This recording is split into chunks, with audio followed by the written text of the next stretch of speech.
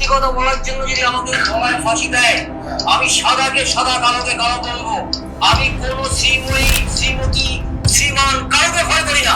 তাতে যদি আমার জীবন চলে যায়, এবং তার 10 ঘন্টার মধ্যে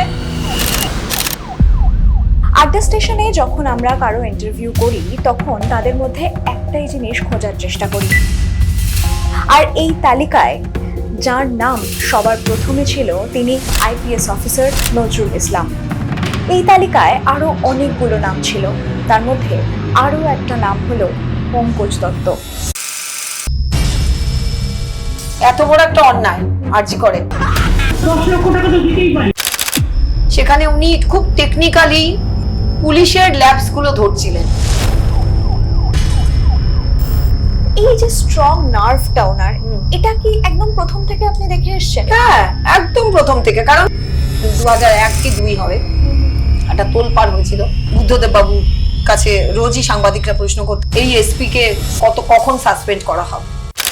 2011 সালে তো ওনার রিটায়ারমেন্ট হলো, তারপরের জীবনটা কি একটু শান্তির হলো? একদমই না। জায়গা হতে পারে না। পঙ্কজ দত্তকে এই থানা, বটতলা থানা, মমতা ব্যানার্জির নির্দেশে ডেকে সারাদিন গ্রিল করেছে। ওনার মৃত্যুর জন্য দায়ী মমতা ব্যানার্জি। ওনার ডিপার্টমেন্টের লোয়ার লেভেলের লোকেরা যে এই পর্যায়ে ওনাকে, ওনার মুখটাকে আমি অত কালো কোনোদিন দেখিনি। আমার মুখে এমন কথা বসিয়েছে যে কথা আমি বলিনি, এবং যে কথা আমি বলিনি সেই কথা তারা বারবার টিভি চ্যানেলে দেখাচ্ছে। কোন মিডিয়ার কথা উনি বলছিলেন?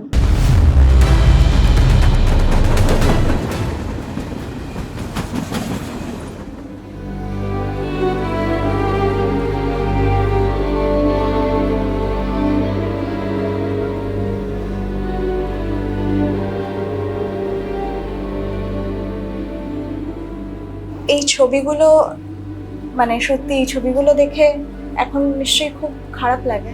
না, একদমই লাগে না। কারণ আমি টাইম লাইনে ফিরে যাই পেছনে, যে আমার একটা খুব নর্মাল লাইফ ছিল, কিন্তু খুব হেকটিক ছিল, চ্যালেঞ্জিং ছিল। কারণ পুলিশ অফিসারের বাড়ির লোকগুলোকেও না হাফ পুলিশ হয়ে যেতে হয়। যে এই একটা এমন প্রফেশন, মিলিটারি খুব ডিসিপ্লিন, যুদ্ধ লাগলে তবে, কিন্তু পুলিশের কিন্তু প্রতিদিন যুদ্ধ এবং ট্রান্সফারেবল জব। মানে কোনো জায়গায় শ্যাওলা জমতে দেবে না 2 বছর 2.5 বছর, রোলিং স্টোনের মতন। সেখানে অ্যাডজাস্ট করা সেই ডিস্ট্রিক্ট বা সেই জায়গাটার সঙ্গে। তারপরে যে ব্যাপারগুলো ঘটে, যে 24 ঘন্টার ডিউটি, মানে ডিউটিটা ধরো এমন তো না যে 10টা 5টার, ধরো সারাদিন পরিশ্রম করে বাড়ি এসেছে, এসেই একটা ইনসিডেন্ট হলো, আবার সেখানে যেতে হবে একদম ফিজিক্যালি। তো সেটার জন্য বাড়ির লোকেদের মাইন্ডসেটটা ভীষণভাবে তৈরি সেইরকম হতে হয়। আজ এইভাবে আপনার সাথে কথা বলতে হবে ভাবিনি, তার কারণ একটু আগেই আমি আমাদের দর্শকদের বলছিলাম, আড্ডা স্টেশনের দর্শকদের, যে একটা ডায়েরি ছিল আমার কাছে যেখানে আমি লিখেছিলাম যে কোন কোন পুলিশ অফিসারদের ইন্টারভিউ করব, এবং সেখানেই আইপিএস পঙ্কজ দত্তের নাম সবার প্রথমে ছিল। তার কারণ সৎ পুলিশ অফিসার বলতে তার কথা প্রথমে মাথায় আসে। সময়টাকে তো ফিরে পাওয়া আর সম্ভব নয়, কিন্তু সেই স্মৃতিগুলো দিয়ে হাঁটতে হাঁটতে কি মনে হয় যে সৎ থাকলে কি জীবনটা অনেক বেশি কঠিন হয়ে যায়? কতগুলো সার্ভিস আছে যে সৎ থাকাটা বোধহয় মানে টেকেন ফর গ্রান্টেড। হ্যাঁ, আমরা বিজ্ঞাপন দেখতাম যে সততার প্রতীক, এটা দেখার পর থেকে মনে হতো যে ওই পোস্টে কিন্তু সততাটা থাকারই কথা, ওটা আলাদা করে বিজ্ঞাপনের দরকার হয় না। কিন্তু মুশকিল হচ্ছে আমাদের সিস্টেমে এই পোস্টগুলোর এত মিসইউজ হয়, যার জন্য সততাটাকে আলাদা করে একটা মানে শব্দ করে তার সঙ্গে জুড়ে দেওয়া হয়। এবং যেহেতু রেয়ার, সৎ পুলিশ অফিসার একটু রেয়ার। আমার খুব মনে আছে, তোমার হাসি পেয়ে যাবে, আমার খবরের কাগজ দেখে বিয়ে ঠিক হয়েছিল, এবং বিয়ের আগের দিন আমার আত্মীয় স্বজন, আমি খুব ধরো 22-23 বছর বয়সে বিয়ে হয়েছে, 22 বছর সামথিং, 6 মাস। আচ্ছা, বিয়ের আগের দিন সবাই বলছে যে কাল থেকে তুই টানা মাল খাবি। আমি তখন 22 বছর 6 মাস বয়সে, আমি ঠিক টার্মিনোলজিটা বুঝতে পারিনি। আমি বুঝতে পারিনি, আমার অভিভাবক দাদা দিদি সবাইকে বলছি যে আমাকে ওরকম করে বলছে কেন, যে কাল থেকে আমি টানা মাল খাবো। তাহলে এই যদি হয় পাবলিক পারসেপশন যে একজন পুলিশ অফিসারের সঙ্গে বিয়ে হওয়া মানেই তার আর কিছু কিনে খেতে হবে না, সবকিছু এসে যাবে, এটা পারসেপশন তৈরি করার পিছনে পাবলিকের দোষ না, দোষ হচ্ছে যারা এই পারসেপশনটা তৈরি করেছে। Exactly. কিন্তু সেইটা আমার কিন্তু 40 বছর অন্তত 30 বছর না হলেও 28-29 বছর সার্ভিসের থাকা অবস্থায় পঙ্কজ দত্তকে পেয়েছিলাম, আর রিটায়ারমেন্টের পর 12-13 বছর।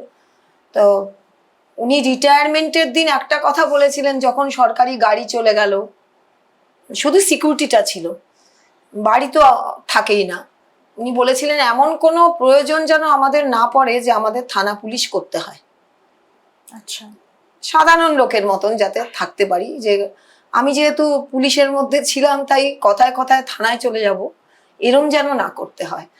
তো তাতেই বুঝেছিলাম যে শান্তির জীবন শান্তির চেয়েছিলেন। জীবন, সততার জীবন কি জিনিস সেটা। উনি বাড়ি ফিরে এসে যখন উনি চাকরি করতেন, তখন বাড়ি ফিরে যখন আসতেন সারাদিন কাজের পর, তখন আপনাকে এমন কোনো অভিজ্ঞতার কথা বলেছেন যেটার মধ্যে দিয়ে উনি গেছেন যেটা ওনার খুব একটা ভালো লাগেনি?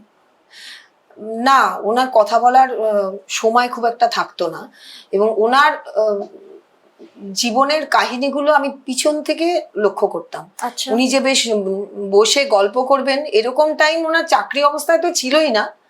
রিটায়ারমেন্টের পরে ধরুন পরিবারের অন্যান্য ভাই বোনদের সঙ্গে যখন মিলিত হতেন বা বন্ধু বান্ধব, তখন গল্পগুলো বেরিয়ে আসতো, তার সঙ্গে কিছু জানতাম, জানা ছিল আমার, কিছু তখনই শুনতাম যে এরম ঘটেছিল।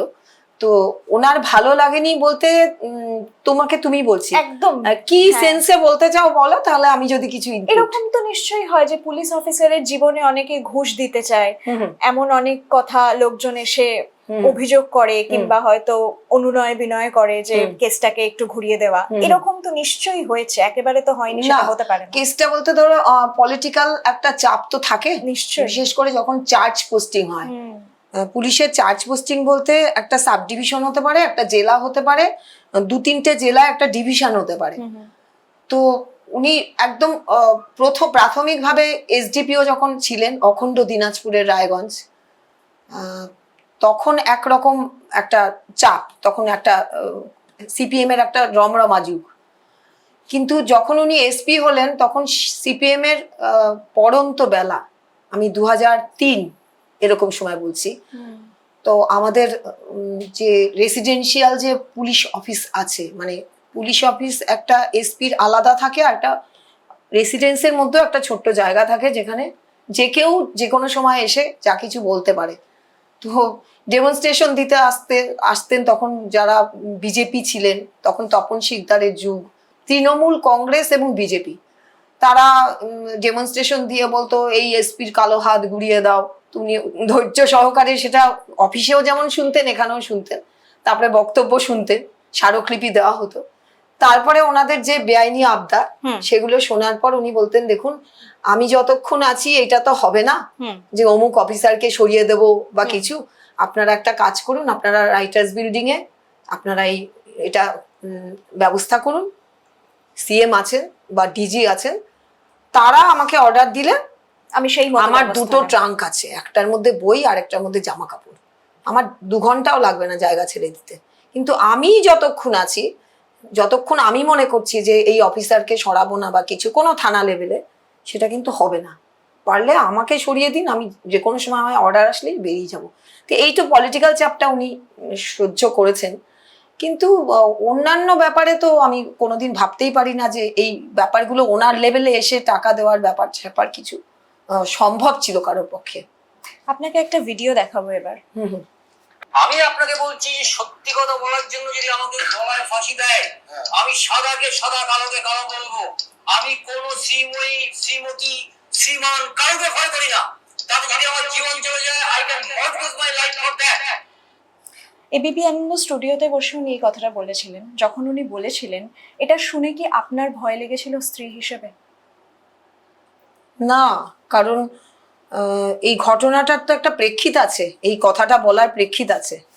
আমি সেদিন এমন একটা অবস্থায় ছিলাম যে উনি ওপরে প্রোগ্রাম করছিলেন, রাস্তা থেকে ওনাকে তোলা হয়েছিল এবিপিতে, আর আমি ওনার সঙ্গে এই বইটির উদ্বোধনে গেছিলাম, আচ্ছা এই আচ্ছা, নগেন্দ্রনাথ, আচ্ছা এটা থিওজফি হলে হয়েছিল। বাড়ি আসার সময় পাইনি, ওদেরই একটা মিটিং রুমে আমি বসে টিভিতে দেখছিলাম যে আমার স্বামী ওপর তলায় বসে এগুলো বলছেন। এটা আমাদের কাছে ভাবাই যেত না যে আমি ওনাকে কোনো প্রভাবিত করতে পারবো, কারণ যখন উনি প্রতিবাদ করছিলেন এটা আরজি করের পরবর্তী টাইমে, একদম। এবং এটার একটা প্রেক্ষিত আছে, সেটা হচ্ছে যে রাজাশেখর মান্থার বাড়িতে পোস্টারিং হয়েছিল, বাড়িতে, রেসিডেন্সে। জাস্টিস রাজাশেখর মান্থা, মাননীয় বিচারপতি, রুলিং পার্টির থেকেই সম্ভবত, এখনো সেটার কোনো সমাধান পাওয়া যায়নি। তো কোভিডের পুরোপুরি যায় উনি বাড়ির থেকে, উনি এবিপি একটি বাইটে উনি বলেছিলেন যে নিয়মতান্ত্রিক প্রধান, প্রশাসনিক প্রধান যখন একটা পিলার, গণতন্ত্রের একটা পিলার যে বিচার ব্যবস্থা, এক্স্যাক্টলি, তাদের বাড়িতে আক্রমণ হচ্ছে, এখানে যদি প্রশাসনিক প্রধান, সিএম, নিয়মতান্ত্রিক প্রধান, রাজ্যপাল যদি কোনো ব্যবস্থা না নেন, সেটা খুব দুর্ভাগ্যের। প্রচন্ড ভোকাল ছিলেন। এই বাইটটা দিয়ে উনি বাড়িতে বসে বাইট দিচ্ছিলেন, কোভিড কাল চলছিল। বাইটটা দেওয়ার 1 ঘন্টার পরে দেখলাম যে নিয়মতান্ত্রিক প্রধান, এটা কাকতালীয় হতে পারে, এই বাইটটা যাওয়ার পরে ডাকলেন চিফ সেক্রেটারি এবং ডিজি, সবাইকে ডাকলেন যে ওই ওই ওই প্রেক্ষিতেই উনি কিছু জানতে চাইছিলেন, কিন্তু তার আগে অবধি কিন্তু হয়নি। হতে পারে কাকতালীয়, মিডিয়াতে এই সোচ্চারে প্রোগ্রাম, এই কথাটা বলার পর, এবং তার 10 ঘন্টার মধ্যে রাস্তা থেকে, কলেজ স্ট্রিটের রাস্তা থেকে আমাদের সিকিউরিটিকে উইথড্র করা হলো। ডিআইজি র্যাঙ্কে ওঠার পর পশ্চিমবঙ্গে প্রত্যেক রিটায়ার্ড অফিসারকে তাদের কাজের জটিলতা, যে তারা যখন কাজ করতেন তাদের অনেক সিদ্ধান্ত নিতে হতো, পরবর্তীকালে যতদিন বেঁচে থাকবেন রিটায়ারমেন্টের পর একটা সিস্টেম আছে যে ওনাদের আমৃত্যু সিকিউরিটি দেওয়া হবে। কিন্তু একটা নিয়ম আছে আমাদের, ধরুন কোনো এমার্জেন্সি কারণে ভোট আসলো, কিছু হলো, তখন বলে আমাদের সিকিউরিটিটা কিছু দিনের জন্য তুলে নেওয়া হতো যে আমাদের এখন ফোর্স কম আছে। এটা আমরা অভ্যস্ত ছিলাম। কিন্তু হঠাৎ করে, এটাও কাকতালীয় কিনা, যে ওনাকে রাস্তা থেকে আমাদের সিকিউরিটি কাঁদতে শুরু করলো যে স্যার আমাকে পুলিশ লাইন থেকে বলছে যে তোমাকে তুলে নেওয়া হলো, চলে আসো। আচ্ছা, ওনাকে কিছু জানানো। এবার ছেলেটি খুব কাঁদছে দেখে এই আমার স্বামী বললেন যে দেখো আমার চাকরি হয়ে গেছে, আমি 70+, আমাকে যদি সারা জীবন সিকিউরিটি না দেয় আমার কিছু এসে যাবে না, আমি মেনে নেবো, কিন্তু তুমি একটা 32 বছরের ছেলে, তোমার যদি এই জেদাজেদির মধ্যে চাকরিটা নিয়ে টানাটানি হয় তখন তুমি কি করবে? তুমি চলে যাও, আমি তোমাকে বলছি তুমি চলে যাও। তারপরেই কিন্তু এবিপি এই বাইটটা উনি দিয়েছিলেন। তো সুতরাং আমি কোনো সময় ভয় পাইনি, কারণ আমি জানতাম যে এত বড় একটা অন্যায় আরজি করে, সেখানে উনি খুব টেকনিক্যালি পুলিশের ল্যাবস গুলো ধরছিলেন। একদম একদমই পর যে ঘটনাগুলো ঘটেছে অভয়ার কাণ্ডে, অন্তত এই যে 48 ঘন্টার মধ্যে যে ল্যাবস গুলো পুলিশের, সেগুলো আমাদের সাদা চোখে তো ধরা পড়ছিল, ওনারা পুলিশের লোক তো আরোই। তো তখন যখন এইটা ওনারা করতে পারলেন, এবং তারপরে ওনাকে তো উনি চিঠি দিয়েছিলেন ডিজিকে যে আমার কি হয়েছে, বা স্বরাষ্ট্র সচিবকে যে আমাকে জানাও যে আমার সিকিউরিটি তুললে কেন, জানায়নি। 4 মাস পর ওনার সিকিউরিটিটা উনি মামলা করে, পেনশনের পয়সায় হাইকোর্টে মামলা করে উনি পেলেন সিঙ্গেল বেঞ্চে। কিন্তু সঙ্গে সঙ্গে রাজ্য সরকার হেরে গিয়েও আবার ডিভিশন বেঞ্চে গেল যে কিছুতেই এই লোকটাকে সিকিউরিটি দেওয়া যাবে না। ডিভিশন বেঞ্চেও উনি জিতলেন, আবারও পেনশনের পয়সায় আর আমাদের ট্যাক্সের পয়সায় রাজ্য সরকার কিন্তু ওনাকে পিছু ছাড়ছে না। তো উনি তখন যখন দিতে বাধ্য হলো, ডবল মানে ডিভিশন বেঞ্চেও জিতে গেলেন উনি, তখন কিন্তু এই ধরনের অনুষ্ঠানে গিয়ে ওই যারা হাতে উল্কি ঠুলকি মেরে শাসক দলের মুখপাত্র হয়ে আসতেন, তারা কিন্তু বলতেন যে আচ্ছা আপনি যে এইরকম কথাবার্তা বলে বাড়ি চলে যান, কিছুই হয় না, এটাই গণতন্ত্র। এটাই গণতন্ত্র যে আপনি নিশ্চিন্তে শাসক দলের সমালোচনা করে বাড়ি ফিরে যাচ্ছেন। তো উনি সেটা বলেছিলেন যে সমুদ্র বেলাভূমি অতিক্রম করে না, যখন করে তখন সুনামি হয়। উনি হয়তো সেই সুনামিটা দেখে যেতে পারলেন না, কিন্তু ভয় পেয়ে ওনাকে আমি, না উনি ভয় পেয়েছেন না আমি ভয় পেলে উনি সেটা শুনবেন, সেটা ছিলেন না, এবং আমি যেভাবে ওনাকে দেখেছি, ওনাকে আমার মনে হয়নি যে আমি বাধা দেব। রাজ্য সরকারের ওনার প্রতি এই যে ভিন্ডিকটিভ একটা অ্যাটিটিউড, এটাকে আপনি কি চোখে দেখেন? না, ধরুন আমাদের বিরোধী দলের নেতা যিনি আজকে মুখ্যমন্ত্রী হয়েছেন, তাকে কতবার হাইকোর্টের মাধ্যমে, আমরা সবাই হাইকোর্টের মাধ্যমেই বেঁচেছিলাম, সাধারণ মানুষ থেকে বিরোধী দলের নেতা হাইকোর্টের মাধ্যমেই বেঁচেছিলাম। তো যখন একটা এত পপুলার তিনবারের একটা সরকার বারবার বিপুল ম্যান্ডেট নিয়ে ফিরে আসে, সাধারণ মানুষ থেকে বিরোধী দলের নেতাকে আদালতের মাধ্যমে বেঁচে থাকতে হয়, তখন এই ভিন্ডিকটিভ অ্যাটিটিউডটার মানে তো সহজ হয়ে যায়, ভাই আমার বিরুদ্ধে কেউ কথা বলবে না, আমি যত বড় অন্যায় করি না কেন। এবং সেটাকে যদি কেউ মেনে নিতে না পারে, তাহলে একনায়কতন্ত্র চলছে। পঙ্কজ দত্ত করে দেবো, সেটা পরবর্তীকালে হতেও পারে। এরকম কখনো হয়েছে যে ওনার সততার মূল্য পুরো পরিবারকে দিতে হয়েছে, আপনাদের ওপর থেকে কোনো ঝড় বয়ে গেছে? না, মানে সার্ভিস রুল মেনটেন করে ফ্রিকুয়েন্ট ট্রান্সফার হওয়া, দার্জিলিং এর পাহাড় থেকে কলকাতা রোলিং স্টোনের মতন ঘোরা, এটাকে যদি ঝড় বাওয়া তো বলবো না, এটা তো সার্ভিস রুলের মধ্যেই আছে, যখন খুশি বদলি হতে পারে, যা কিছুই হতে পারে। কতবার ট্রান্সফার হয়েছে? অনেক, মানে সারা পশ্চিমবঙ্গ ঘুরেছি। এবং বামফ্রন্ট যমুনায় এরকমও হয়েছে যে ওনার ব্যাচমেটরা সবাই ভালো ভালো পোস্টিং পাচ্ছে, আর ওনাকে বারবার গঙ্গার ওপারে ফেলে রাখা হয়েছে। এখানে বাবা মা বয়স্ক সব বাড়িরই সবাইকে, কোনো অনুষ্ঠান ইচ্ছে করলেই আসা যায় না এক রাত্রির জন্য, সেগুলোকে আমরা খুব একটা গুরুত্ব দিইনি, কারণ ওটা সার্ভিস রুলের মধ্যে, যার যেরকম কানেকশন, সব আমলেই রুলিং পার্টির কাছের লোক হওয়াতে প্রাইজ পোস্টিং গুলো সবাই পায়। কিন্তু ঝড় বয়ে যাওয়ার যেটা হয়েছে, সেটা আফটার রিটায়ারমেন্ট আমি বেশি ফিল করেছি। আফটার রিটায়ারমেন্ট কেন বললেন এই কথা? কারণ উনি এত অন্যায়, এত প্রতিবাদ, এত দুর্নীতি, এইটাকে যখনই উনি মানে রেজিস্টার করছিলেন, বলছিলেন, মুখ খুলছিলেন, তখন কিন্তু নানাভাবে ওনার উপর কটাক্ষ আসতো।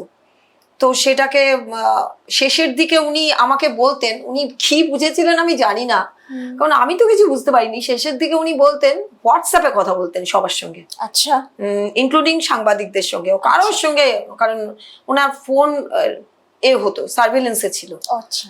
আর আমাকে উনি বলতেন যে যদি দেখো যে আমার কোনো, মানে আমি নেই কোনো কারণে, যে আমি অ্যারেস্ট হয়েছি বা কিছু হয়েছি, তুমি এই লোককে ফোন করবে। কিছু মানে মিডিয়া জগৎ, কিছু পলিটিক্যাল লোক, সে যে কোনো দলের হতে পারে। আমি ভাবতাম যে উনি কেন এরকম বলছেন। উনি কিন্তু ভীষণ চিন্তা করতেন, বিশেষ করে 6 অক্টোবরের যে বটতলা থানা কাণ্ডের পর, ওই কাণ্ডটার পর, 6 অক্টোবরে কাণ্ডটার পর উনি 15 দিন মতন জ্ঞান ছিল ওনার, মানে নর্মাল লাইফ ছিল, তারপর তো উনি অজ্ঞান হয়ে গেলেন। ওই 15 দিন কিন্তু উনি আমাকে ভীষণ সিরিয়াসলি কতগুলো ফোন নাম্বার এক জায়গায় রাখতেন, যে আমার কিছু হলে তুমি এদেরকে ফোন করবে। বটতলা থানার পুলিশরা তাকে ঠিক কিভাবে হ্যারাস করেছিল? আপনি তো ছিলেন। না, আমি ছিলাম না, কিন্তু ব্যাপারটা আপনি বলেননি আপনাকে এসে বাড়িতে যে কি হয়েছে? না, অসম্ভব। উনি কোনো ডিপার্টমেন্টাল কথা কিন্তু আফটার রিটায়ারমেন্টও খুব একটা বলতে চাইতেন না, যে এতটাই ওনার ডিপার্টমেন্টের প্রতি সততা ছিল যে এটা আমাদের বিটুইন আমাদের হয়েছে, এটা বাড়ির লোককে বলবো না। আমি অনেক জিজ্ঞেস করেছিলাম যে কি হলো, এতক্ষণ আটকে রাখলো। উনি খুব ক্যাজুয়াল মুডে বলেছিলেন, কিন্তু যে ঘটনাটা আমি সাক্ষী ছিলাম, যে ওনার কথাটা যখন বলেছিলেন প্রেসিডেন্সিতে একটা গণকনভেনশন, সেদিন আমি উপস্থিত ছিলাম। আমি বুঝতেও পারিনি যে ওনার হাফ লাইন কথা 10 মিনিটের মধ্যে তুলে কারা ভাইরাল করলো।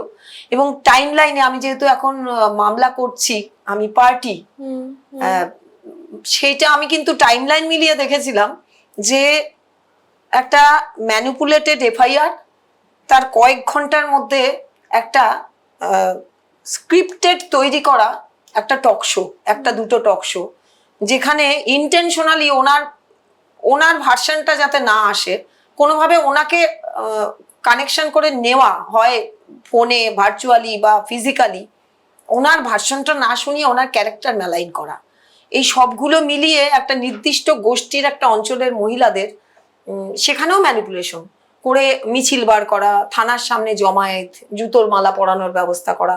এবং আমি একটা গাইনোকোলজিক্যাল ব্যাপারে আমি হসপিটালের একটা প্রসিডিওরে ছিলাম। ওনার যে হাজিরা দেওয়ার দিনটা উনি একদিন বেশি চেয়ে নিয়েছিলেন, যে আমি 4 তারিখ যাবো না 5 তারিখ যাব, যে দুর্গাপুজোর তৃতীয়া চতুর্থী চলছে। উনি জানিয়ে টাইম বলে ওনার 2জন অ্যাডভোকেটকে নিয়ে উনি গেলেন, কিন্তু ওনাকে কিছুতেই এন্টারটেন করা হলো না। ওনার এই যে পত্রিকা, এরকম পত্রিকার ওনার উদ্বোধন করার, নিজেরই তৈরি করা, আচ্ছা, উনি বছরে একটা বার করতেন, সেটা কলেজ স্ট্রিটে উনি ভেবেছিলেন যে কতক্ষণ আমার লাগবে, 3টের সময় গিয়ে উদ্বোধন করব, কিন্তু ওনাকে ছাড়া হলো না। কিন্তু উনি যখন ফিরে এলেন 7টার সময়, মানে গেছিলেন 10:30, 12টায় টাইম দেওয়া ছিল, ওনার মুখটাকে আমি অত কালো কোনোদিন দেখিনি, কিন্তু উনি কাউকে বুঝতে দিচ্ছেন না। সাংবাদিকরা ফোন করছে যারা ওনাকে খুব ভালোবাসতো, দাদা কি হলো, সবাইকে চেপে রাখছেন, খুব একটা বলছেন। একমাত্র দেখেছিলাম, দূর থেকে লক্ষ্য করেছিলাম যে 2 দিন পরে নজরুল ইসলাম সাহেব যখন ফোন করছেন তাকে, যেহেতু উনি পুলিশ, ওনার নিজের ব্যাপারটা বলতে পারবেন, ওনাকে খুব কিছু এক্সপ্লেন করার চেষ্টা করছেন যে স্যার খুব কষ্টের, এইটুকু আমার কানে এসেছিল, খুব কষ্টের। তো আমি এত কাছের লোক হয়েও কিন্তু উনি আমার কাছে ডিসক্লোজ করেননি কিচ্ছু। শুধু দেখতাম যে ওনার একটা প্রচন্ড আক্রোশ হয়েছিল, এবং শেষের দিকে যে এই রেজিমটা যত তাড়াতাড়ি যায় তত ভালো। এবং উনি এমনও বলেছিলেন যে দরকার হলে, আমি জানি না, এটা আমি প্রথম বলছি, কাউকে কোনোদিন বলিনি, যে 2026-এ আমি নির্দল হয়ে দাঁড়াবো। এটা উনি বলেছিলেন আমাকে, এটা আপনাকে ওনার কবে খুব close, বলেছিলেন? কবে বলেছিলেন? চলে যাওয়ার অজ্ঞান হওয়ার 4-5 দিন আগে, যে আমি আর সহ্য করতে পারছি না, আমার কিচ্ছু নেই, আমি নির্দল হয়ে দাঁড়াবো। আমি আর সহ্য করতে পারছি হ্যাঁ, না, এই নির্দল কথাটা হয়ে উনি দাঁড়াবো বলেছিলেন। 26-এ।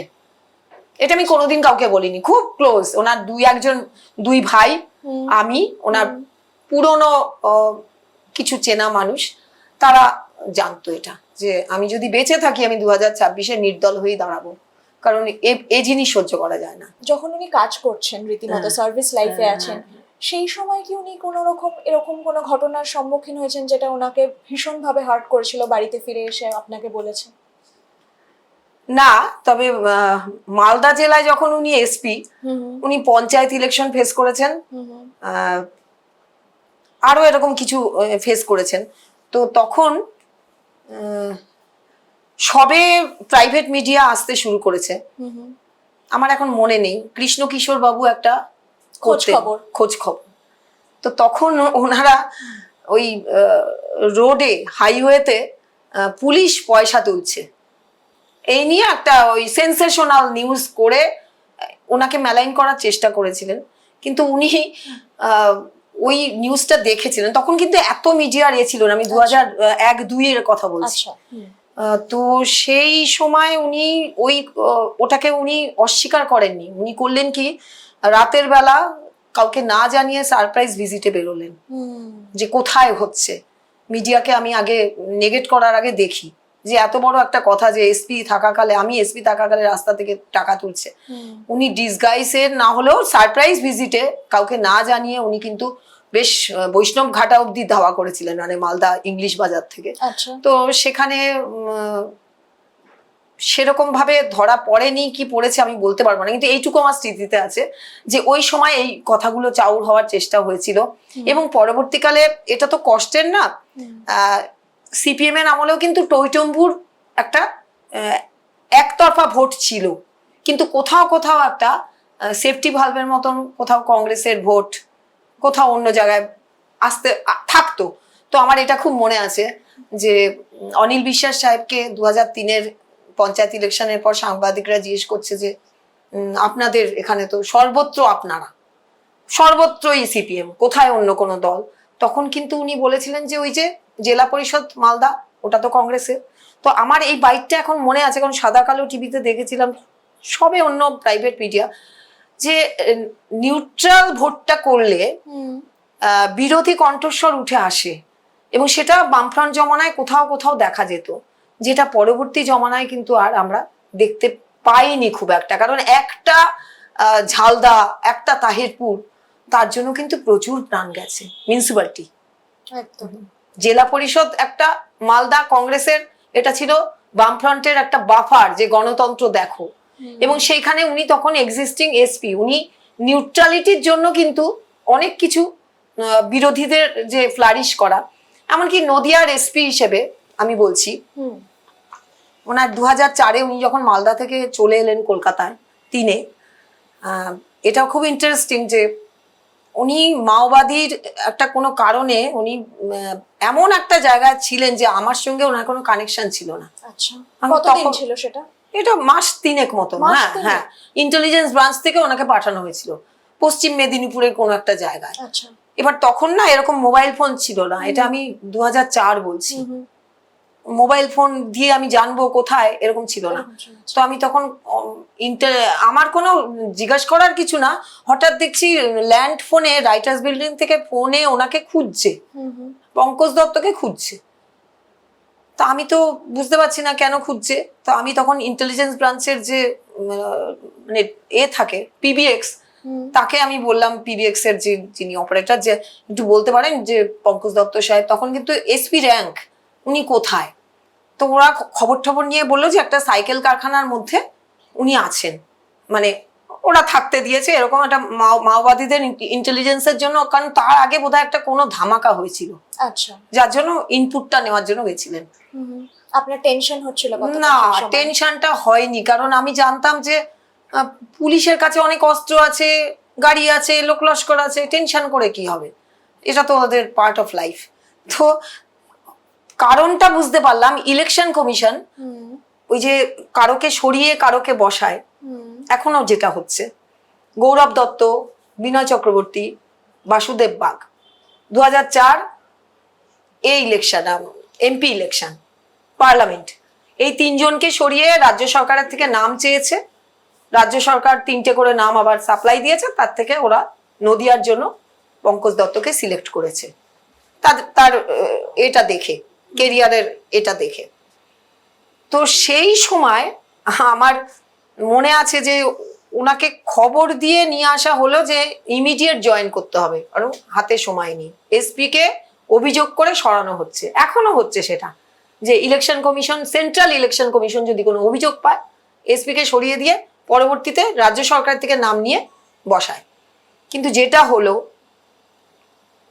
এখনো হয়, মানে তৃণমূল জমানাও দেখেছি, সিপিএম জমানাও তাই, পর আবার যেরম অবস্থান ছিল সেরম বসিয়ে ফিরিয়ে আনা হলো এবং তাদের আবার সরিয়ে দেওয়া হলো। বামফ্রন্ট আমলেই তো ওনার কর্মজীবনটা, কতটা পলিটিক্যাল প্রেশার উনি সহ্য করেছেন? এই যে পলিটিক্যাল প্রেশার বলতে আমি বলছি, অলোকেশ দাস এবারেও এমপি ভোটে উনি দাঁড়িয়েছিলেন সম্ভবত সিপিএম থেকে। তো উনি দেখলেন যে ওই কল্যাণী বা চাকদা ওই অঞ্চলের কোনো একটা জায়গা থেকে উনি দাঁড়াতেন, আমি কনস্টিটুয়েন্সিটা এক্সাক্ট বোধহয় চাকদা না কি হবে, উনি দেখলেন যে এই মানুষটি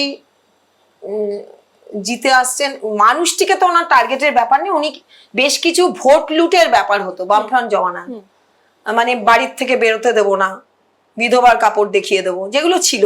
তো উনি সেই এখনো আছে, দেখবে যে আগাম অ্যারেস্ট, ভোটের আগে আগাম অ্যারেস্ট করতে হয়, অ্যান্টি সোশ্যাল, সেই লিস্ট কিন্তু পুলিশ চায়।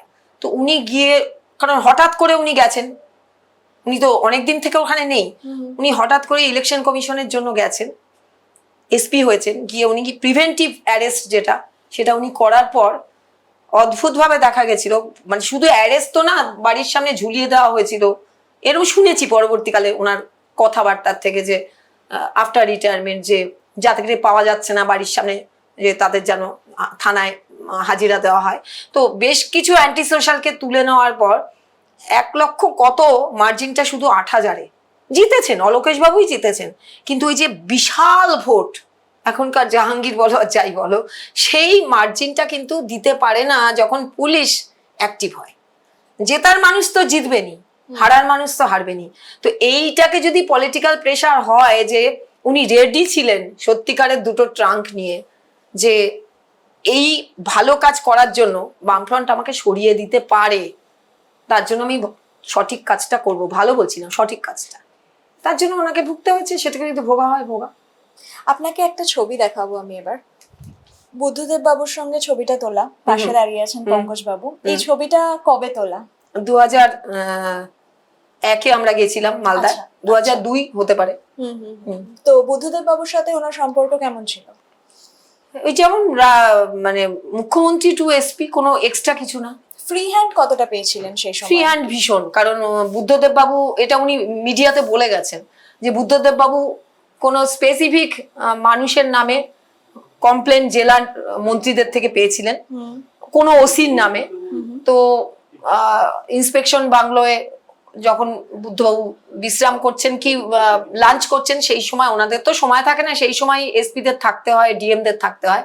ওনাকে বলেছিলেন যে এসপি সাহেব আপনি একটু দেখবেন ওই জেলার যে মন্ত্রী, বোধহয় শৈলেন বাবু ছিলেন, এই ওসিটাকে নিয়ে কোনো অভিযোগ করছে।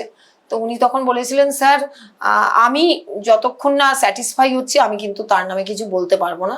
তখন কিন্তু বুদ্ধবাবু বলেছিলেন যে ঠিক আছে, আপনি যা মনে করছেন তাই হবে।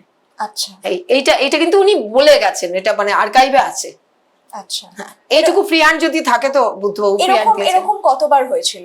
না, আর কোনো ঘটনার কথা মনে আছে? হ্যাঁ, ওই সময় আমি শুনেছি ওনার মুখ থেকে সুভাষ চক্রবর্তী ফোন করে এসপিদের, দেখুন মন্ত্রীরা এসপিদের ফোন করেনি, একই কারণে বলেছিলেন যে ওই ওসি খুব ঝামেলা করছে।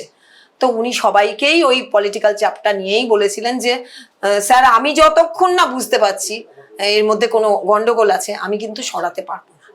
এই চাপগুলো কিন্তু এসপিদের সঙ্গে মন্ত্রীদের থাকে, এবং সেটা যারা নিতে পারে, যারা নিতে পারে না। তো কংগ্রেসের তখন কৃষ্ণেন্দু নারায়ণ চৌধুরী ছিলেন,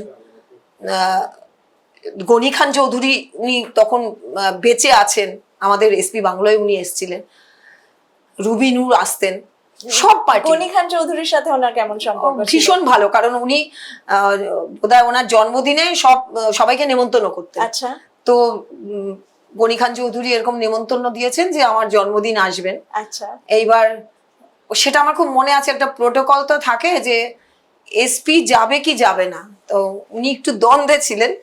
তারপরে ওনার যতটা বয়স, সম্ভবত 88 কি 89 কি একটা ছিল, তো উনি অতগুলো গোলাপ দিয়ে একটা বোকে বানিয়ে আমাদের সিকিউরিটিকে বললেন যে ওনাকে দিয়ে আসো। আচ্ছা, মানে এটাই আমার শুভেচ্ছা। ফিজিক্যালি হয়তো যাননি, কিন্তু গনি খান সাহেব আমাদের এসপি বাংলায় এসছেন, এবং মনে আছে যে উনি একটা ক্রিমেটোরিয়াম, ওনার এমপি যে কোটা, সেখান থেকে যখন উনি উদ্বোধন করছেন হিন্দুদের জন্য ক্রিমেটোরিয়াম, আজকের দিনের জাহাঙ্গীর মার্কা ইলেকট্রিক চুল্লির যে একটা ভাইরাল ভিডিও হয়েছে সেটা বলিনি, উনি এত আন্তরিকভাবে এসপিডিএমদের নেমন্তন্ন করলেন এবং বললেন যে এসপি সাহেব আমার অনেক দিনের ইচ্ছা কোনো একটা জায়গায় যেখানে নেই হিন্দুদের জন্য কোনো ভালো ইলেকট্রিক চুল্লি, আপনারা সবাই আসবেন, সেটাই কিন্তু গিয়েছিলেন। এইরকমই। আপনি একটু আগে বলছিলেন যে মিডিয়ার প্রচুর সাংবাদিকদের সঙ্গে ওনার খুব ভালো সম্পর্ক ছিল, একদম। পলিটিক্যাল বিভিন্ন পার্টির সঙ্গে কিছু মানুষের সঙ্গে ওনার ভালো সম্পর্ক ছিল। আমি জানতে চাই বাড়িতে স্বামী হিসাবে, একজন বন্ধু হিসাবে উনি কেমন মানুষ ছিলেন? বাড়িতে উনি খুব একটা মানে আলাদা কিছু ছিলেন না, ওনার যেটা বাইরে সেটাই ভেতরে। কিন্তু উনি ভীষণ পুরোনো দিনের গান ভালোবাসতেন, মানে আমি শেষের দিকে দেখেছি, শেষের 2 বছর নানান রকম তো গানের ডিভাইসের মানে বিবর্তন হয়েছে, ক্যাসেট, সিডি, রেকর্ডটা বলছি না, সিডির সময় প্রচুর সিডি কিনতেন, ক্যাসেটের সময় ক্যাসেট, কিন্তু শেষের দিকে ডিজিটালি সময়েরও অভাব হতো, ওনার সিলেক্ট কত প্লে লিস্ট ছিল, কিছু রামপ্রসাদী, কিছু পুরোনো দিনের 60s এর গান, বিশেষ করে শঙ্কর জয়কিষাণ, কিছু রবীন্দ্রসঙ্গীত, ভীষণ মানে ঘুম থেকে উঠে একটু যোগাসন করে খবরের কাগজের আগেও ওনার ওই রোদ্দুরে পা রেখে বারান্দায় বসে ওই প্লে লিস্ট, তারপরে ওনার সবকিছু। খবরের কাগজটা তো মানে ভীষণভাবে 3টে পেপার, ইংরেজি হিন্দি, এই হিন্দি বলছি না, ইংরেজি বাংলা তো বটেই, ভীষণভাবে ছিল। কটায় ঘুম থেকে উঠতেন? ওনার তো রাত্রিবেলা তো উনি ভীষণ সময় পেতেন না, 2-2:30 আগে উনি ঘুমোতেন না, আর ওঠাটা 6:30 7টা। 6:30 7টা। ওনাকে দেখে তো মনে হয় যে উনি অত্যন্ত মানে স্বল্পাহারী ছিলেন মানুষ। তো কি খেতে ভালোবাসতেন? যেগুলো খেতে ভালোবাসতেন সেগুলো আমি এখন আর খেতে পারি না। আমের সময় পাবদা মাছ, আর ভীষণ ভালোবাসতেন ভালো ভালো হোটেলে গিয়ে টিপিক্যাল যে বেঙ্গলি ডিশ, আচ্ছা, পাবদা মাছ, পাবদা মাছ এবং ভীষণ ভাবেই ওই টিপিক্যাল যে হোটেলের যে থালি যেগুলো আর কি স্পেশাল করা হয় সেগুলো ওনার খুব পছন্দের ছিল। কোথাও গেলে কি খেতে প্রেফার করতেন? বাইরে গেলে মাছটা তো ভীষণ ভাবে, মাংস একদমই খেতেন না, মাছ। আপনাদের ঘুরতে যাওয়ার তো নিশ্চয়ই অনেক স্মৃতি আছে। না, অনেক স্মৃতি নেই, তাই? কারণ উনি সারা চাকরির জীবনে খুব একটা ঘোরেননি, যেটুকু ঘুরেছেন রিটায়ারমেন্টের পরে। কোথায় কোথায় ঘুরেছেন রিটায়ারমেন্টের পর?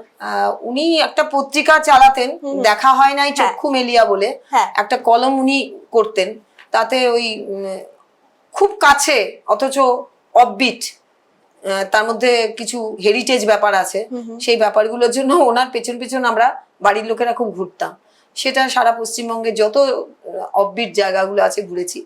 আর এমনি যেগুলো বাঙালির চিরকালের জায়গা, সেটা যেটাই উনি লাস্টে থেকেই গেলেন, বেনারস ওনার খুব পছন্দের জায়গা ছিল।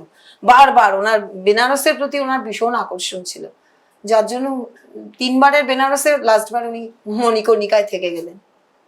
এটাই একদম। এবং তারপর ওনার আর ফেরা হলো না, আমরা সবাই সেটা জানি। আপনি একটু আগেই বলছিলেন যে উনি পত্রিকা চালাতেন, এবং আমার সামনে একটা পত্রিকা রয়েছে, আপনি যদি এটার ব্যাপারে একটু বলেন। হ্যাঁ, ওটা রিটায়ারমেন্টের পরে উনি শুরু করেছিলেন পুরো নিজের উদ্যোগে, এবং ওনার ইউনিভার্সিটির পুরোনো দিনের যে বন্ধু বান্ধব তাদের নিয়ে একদম বাচ্চারা যেমন পত্রিকা বার করে সেই রকম উদ্যোগে বছর 2.5 চালাতে পেরেছিলেন।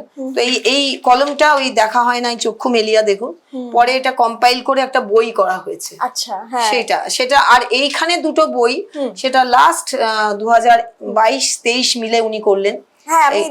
নগেন্দ্রনাথ গুপ্ত বইটা আমি দেখছিলাম, এটা প্রচন্ড রেয়ার একজন ব্যক্তিত্ব, ট্রিবিউনের সম্পাদক, বিদ্যাপতি গবেষক এবং কন্টেম্পোরারি একদম 19 শতাব্দীর মানুষটিকে নিয়ে কেউ কোনোদিন কাজ করেনি। কত সালে প্রকাশ পেয়েছিল এই বইটা? এটা 23-এ।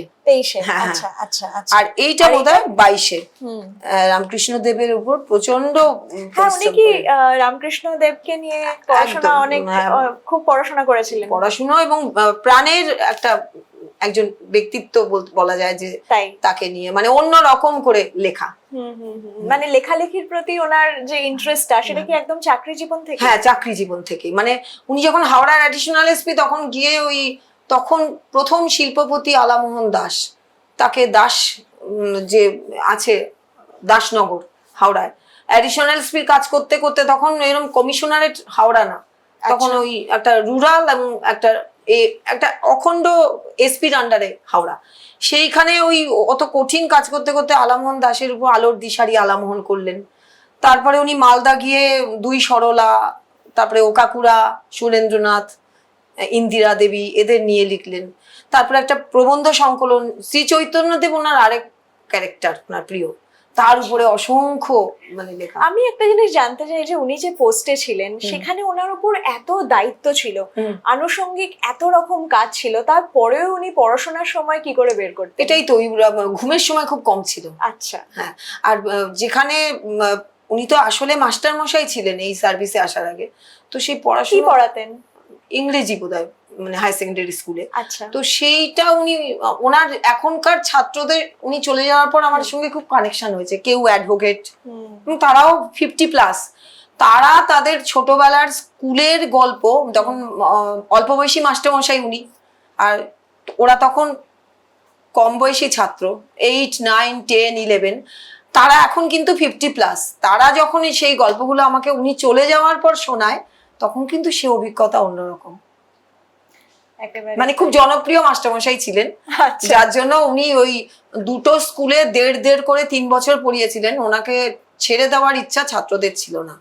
সেই একটা ধানপুরে স্কুল বা ফতেপুর স্কুল, যেগুলো সেই 70-এর দশকের শেষের দিকে, মানে 80s-এর শুরুর দিকে উনি মাস্টারমশাই ছিলেন। তাহলে উনি শিক্ষকতা থেকে পুলিশের চাকরিতে এলেন। এই পুলিশের চাকরির জীবনের শুরুটা আপনি জানেন? না, ওটা যে খুব ভেবে চিনতে এসেছিলেন তা না। আচ্ছা, ভেবে চিনতে আসেননি। একটা সিকিউর চাকরি, একটা সম্মানের চাকরি, যেখানে সার্ভিস দেওয়া যাবে মানুষকে, সেটা ভেবে বরাবর করতে সেটাই এসেছিলেন। এবং ওনার যে এই একটা কি বলবো, সবার মাথার উপরে হাত রেখে চলার যে একটা, সে ছাত্র সুলভ মাস্টারমশাই সুলভ যে একটা বাৎসল্য না, এটা ওনার কাছের যে পুলিশের যে মানে সাবঅর্ডিনেট তাদেরও কিন্তু আমি দেখেছি। মানে সারা জীবন ওনার অফিসারদের, নিচের স্তরের অফিসারদের কাছে উনি ভীষণ একটা ফাদার ফিগার, আচ্ছা, ভীষণ। এমনকি মহিলা পুলিশ অফিসার ধরুন ওনার আন্ডারে ইন্টেলিজেন্স ব্রাঞ্চে হোক যেখানেও, তারাও কিন্তু একটা মানে ফাদারলি ফিগার আমি বলবো। যে এখনো যখন ওনাদের সঙ্গে কথা হয়, ওনারা ওনাদের জীবনের এত ছোট ছোট মানে অতি সাধারণ কথা যেগুলো ওনারা মনের মণিকোঠায় রেখেছেন, কারণ ওই লেভেলের অফিসারের থেকে কিন্তু ওনারা আশা করেননি সেগুলো কিন্তু ওনারা সযত্নে রেখেছেন, সেগুলো আবার আমাকে ফোনে জানান। আচ্ছা, এরকম কয়েকটা ঘটনা আপনার মনে আছে কিছু যেগুলো উনি বলেছেন, মানে ওনার সাবঅর্ডিনেটরা আপনার সাথে শেয়ার করেছে? মানে আমি তো চাকরি করা অবস্থায় কিছু জানতাম না, কিন্তু ওনারা জবা ব্যানার্জি একজন ইন্টেলিজেন্স ব্রাঞ্চের অফিসার ছিলেন। তো উনি বলেন যে ওনার মা, উনি অবিবাহিত, ওনার মা সবসময় অসুস্থ থাকতো, তো ওনাকে যখন কাজে পাঠাতে হতো বিশেষ করে ওই মাওবাদী অঞ্চলের জায়গায়, ওনার চিন্তা হতো। তো উনি বলছেন যে আপনাকে যে আমি পাঠাবো, আপনি আপনার মায়ের ব্যবস্থা করেছেন? তো আমাকে সেদিন দেখা হয়ে বলছেন যে স্যার আমাকে একটা ডিউটিতে পাঠাবেন কলকাতার বাইরে, তার আগে বলছেন যে মায়ের ব্যবস্থাটা কি করেছেন, আপনাকে যে আমি পাঠাবো কি করে, আগে মায়ের ব্যবস্থাটা করুন, যেহেতু উনি আনম্যারিড মাকে দেখে রাখতেন। তো এই যে একজন অফিসারের বাড়ির লোকেরা যে অবস্থান সেটা ওনার জানা ছিল, তার থেকে কি করে কাজ আদায় করতে হবে, কেয়ারিং ছিলেন এবং খুব আন্তরিক ছিলেন যে কার বাড়ির কি অবস্থা, এবং সেটা মাথাতেও রাখতেন। হ্যাঁ। এবং আমি স্মরণ সভাতেও শুনেছি যে একজন ক্যান্সার পেশেন্ট, তিনি মুভ করতে পারছেন না, মানে কোলন ক্যান্সার টাইপের, তার ওই ব্যাগ ঝুলছে যে বর্জ্যের, সেখানে তাকে না জেনে ডিপার্টমেন্ট খুব দূরে পোস্টিং করেছে। এইবার উনি তার চাকরির 1.5 বছর বাকি আছে, উনি কোনো কানেকশন দিয়ে বুঝতে পেরেছেন যে এই লোকটার কাছে আসলে মানে ওনার ডাইরেক্ট আন্ডারে না আমি জাস্টিস পেতে পারি। উনি তখন DIG IPS cell Writers' Building এ, আচ্ছা, ওনার ডেজিগনেশনটা ডিআইজি আইপিএস সেল। তো উনি তার ভাগ্নের মাধ্যমে, তার ভাগ্নে তথ্য দপ্তরে চাকরি করে, কোনোভাবে বুঝতে পেরেছেন তিনি এসছেন। তো এসছেন মানে তিনি প্রথমে খবরটা দিয়েছেন, তারপরে এসছেন। আসার পর ওনাকে দেখে ওনার সবকিছু জেনে বলছে আপনি ওই নিয়ে এসছেন ওনাকে এই অবস্থায়, বলে উনি ঘস ঘস করে কোন জায়গায় যেন কি লিখলেন, সেইখানে বলছেন আপনার হয়ে গেছে, যান, হয়ে গেছে, আপনি নিশ্চিন্তে বাকি জীবন, যে চাকরির জীবনটা আপনি যেখানে হোম পোস্টিং সেখানে থাকবেন। তো এই যে যার কলমের খোঁচায় একটা মানুষের এই দুর্দশা থেকে মুক্তি সম্ভব, সেটা ডিপার্টমেন্ট না জেনে তাকে আরো দুর্দশায় ফেলে দিয়েছিল, সেইটা উনি চলে যাওয়ার পর তার ভাগ্নেকে বলছেন যে এই মানুষটা চলে গেল। তো আমি তো এই গল্প জানতামই না, ওনার স্মরণ সভায় এসে তার ভাগ্নে তথ্য দপ্তরের, তিনিও রিটায়ার করেছেন, যে আমার মামা এইরকম একটা সার্ভিস ওনার থেকে পেয়েছিল যেটা ডাইরেক্ট ওনার আন্ডারে না, জাস্ট একটু সহানুভূতির সঙ্গে দেখা যে ডিপার্টমেন্টের 1.5 বছর চাকরি বাকি আছে, তার যদি এইটুকু, এত বড় একটা কঠিন রোগে যদি হোম পোস্টিংটা হয়ে যায় বাড়ির কাছে, এইটুকুর বেশি তো আর কিচ্ছু চায় না মানুষ। এই গল্পগুলো আমি উনি চলে যাওয়ার পর শুনেছি। উনি নিজে কখনো আপনাকে বলেন? কোনোদিনও না। 2011 সালে তো ওনার রিটায়ারমেন্ট হলো, তারপরের জীবনটা কি একটু শান্তির হলো? একদমই না, উল্টো। মানে আমি ভাবতাম যে কি করে এখন কাটবে। ওনার ব্যাচমেটদের যারা রুলিং পার্টির কাছে ছিলেন, তখন তো তৃণমূল সরকার, ওনাদের একটা কুলিং পিরিয়ড থাকে, যদি সরকারি কোনো চাকরি না করো তাহলে বেসরকারিতে যেতে পারবে না 2 বছর। তার একটা সায়েন্টিফিক কারণ আছে যে তুমি সরকারি চাকরিতে কোনো প্রভাব বিস্তার করে কোনো জায়গায় কিছু করছো কিনা। 2 বছর কুলিং পিরিয়ডের জন্য উনি বেসরকারি কোনো জায়গায় যাননি। আর সরকার ওনাকে পছন্দ করতেন না বলে সরকারি কোনো, এই যে আজকাল পোস্ট ক্রিয়েট করা হয় যে আফটার রিটায়ারমেন্ট, আমরা ভুরি ভুরি দেখেছি, কিন্তু ওনাকে কিছু দেওয়া হয়নি। তো উনি ওনার নিজের গতিতে, ওনার ধরুন সাহিত্য পরিষদের সেক্রেটারি, এই যে আমাদের এত প্রাচীন সংস্থা 100 বছরে বঙ্গীয় সাহিত্য পরিষদ, ওখানে সেক্রেটারি উনি 1-1.5 বছর ছিলেন কোভিডের সময়। উনি থিওসফিক্যাল সোসাইটির প্রেসিডেন্ট আমৃত্যু ছিলেন। উনি সমস্ত পাড়ায় যতগুলো অর্গানাইজেশন ছিল সেগুলো প্রায় 100 বছরের কাছাকাছি ওনাকে ডেকে নিয়ে যেত, উনি সমানে সেগুলো সার্ভিস দিতেন। আপনি বলছেন যে রিটায়ারমেন্টের পর ওনাকে সেরকম ভাবে কোনো দায়িত্ব দেওয়া হয়নি, না। কিন্তু 2023 সালে যখন কালিয়াগঞ্জে খুন ও ধর্ষণের ঘটনাটা হয় তখন তো উনি দময়ন্তী সেনের সঙ্গে কাজ করেছেন। এই কথাটা কি আমাকে বলতে দেওয়া হবে ভালো করে কাহিনীটা? নিশ্চয়ই নিশ্চয়ই। দেখুন, ওনাকে সিট গঠন করলো কিন্তু জুডিশিয়ারি, আচ্ছা। ক্যালকাটা হাইকোর্টের রাজাশেখর মান্থার বেঞ্চ। হুম তাতে রিটায়ার্ড আইপিএস অফিসার উপেন বিশ্বাস, হুম পঙ্কজ দত্ত হুম আর অ্যাক্টিং দময়ন্তী সেন, এই তিনজনকে নিয়ে। এটা কিন্তু রাজ্য সরকার করেনি, আচ্ছা। ক্যালকাটা হাইকোর্ট। ক্যালকাটা হাইকোর্ট বলেছিল যে লজিস্টিক সাপোর্ট রাজ্য সরকারকে দিতে হবে। একটা দুটো রিটায়ার্ড অফিসার কি করে কাজ করবে, তার সঙ্গে একজন অ্যাক্টিং আইপিএস। আজকে আমার বলতে দ্বিধা নেই, 22-23 দিন অসম্ভব পরিশ্রম করেছিলেন উপেন বিশ্বাস এবং পঙ্কজ দত্ত এইটাকে গঠন করার জন্য। কিন্তু কি কারণে দময়ন্তী সেনের থেকে, আমি যতটুকু বাইরের লোক হিসেবে জানি, আমার অথেন্টিক জানা না, ওনাদের হাব ভাব কথাবার্তায় যেটা বুঝেছিলাম, দময়ন্তী সেন কোনো মতেই যোগাযোগ করেননি, যোগাযোগ করাও যায়নি ওনার সাথে। কেন করা যায়নি এই উত্তরটা তো মানে আমার পক্ষে দেওয়া অসম্ভব, কিন্তু ওনারা ফেড আপ হয়ে গেছিল। আপনার কি মনে হয়? চাপ ছিল আমার যেটা মনে হয়। আর নজিরবিহীন কেন ছিল, দুজন রিটায়ার্ড আইপিএস অফিসারকে রাজাশেখর মান্থার যখন দায়িত্ব দিলেন, তখন হতে পারে এটা চাপ, হতে পারে এটা ইগো, যে একজন অ্যাক্টিং আইপিএস অফিসার দুজন রিটায়ার্ড আইপিএস অফিসারের সঙ্গে কাজ করবেন না। এবং তারপরে যেটা ওনারা জানালেন, যখন আমি বলতে পারবো না, দেখুন এটা আমার ব্যক্তিগত, আমি বলতে পারবো না, কিন্তু কোনোভাবেই কোনো রকম ওনার সঙ্গে যোগাযোগ করা যায়নি। এইবার যখন সরকার চলে গেল ডিভিশন বেঞ্চে, সরকারের যুক্তি ছিল যে এই দুজন অফিসার টার্গেট করে সরকারকে মেলাইন করে মিডিয়াতে, সুতরাং এরা কি করে সিটের মেম্বার হতে পারে, এরা কি করে নিউট্রাল হবে। এবং এইরকম জটিলতার জন্য ডিভিশন বেঞ্চে সরকার জিতে যায়। এবং তারপরে কি হয় কালিয়াগঞ্জ কাণ্ড আমি জানি না, অন্তত আমার নলেজে নেই। রিটায়ারমেন্টের পর তো উনি বিভিন্ন নিউজ চ্যানেলে গেছেন এবং উনি শাসক দলের এগেনস্টে একাধিকবার কথা বলেছেন, বিভিন্ন ইস্যুতে কথা বলেছেন। আপনি কখনো বলেননি যে এবার একটুখানি নিজের কথা ভাবো, আর এসব নিয়ে কথা বলো না স্ত্রী হিসেবে? না, প্রথম কথা শাসক দলের এগেনস্টে উনি বলেননি, কিন্তু উনি কিন্তু কন্টিনিউয়াস শাসক দলকে জাস্ট পরামর্শ দিয়ে গেছেন যে আপনি ঠিক করছেন না, আপনারা ঠিক করছেন না। উনি কিন্তু যখন যেখানে প্রশংসার কাজ হয়েছে, কিন্তু মমতা ব্যানার্জির মানে প্রশংসা উনি করেছেন, একাধিকবার প্রশংসাও করেছেন। একদম। হ্যাঁ, যেখানে উনি কিন্তু বলতে পারবেন না যে উনি মানে বায়াসড হয়েতে কোনো কিছু করে। এখন যদি কোনো সরকার কন্টিনিউয়াস খারাপ কাজ করে, মানে ভুল বলবো না, বেঠিক কাজ করে, তখন তো তাদের বলতেই হবে। আর ভালো অংশটা যদি কম করে, তাহলে কি করে মানে কন্টিনিউয়াস বলে যাবে যে না আপনি স্ত্রী হিসাবে আপনার না না, কারণ আমি যেভাবে ওয়ার্ড ছিলাম মানে আমি ওনার সঙ্গে, তাতে আমার মনে হয়েছে যে এই সময় যদি নিজেকে বাঁচিয়ে চলে না বলে, তাহলে কিন্তু ঠিক হবে না।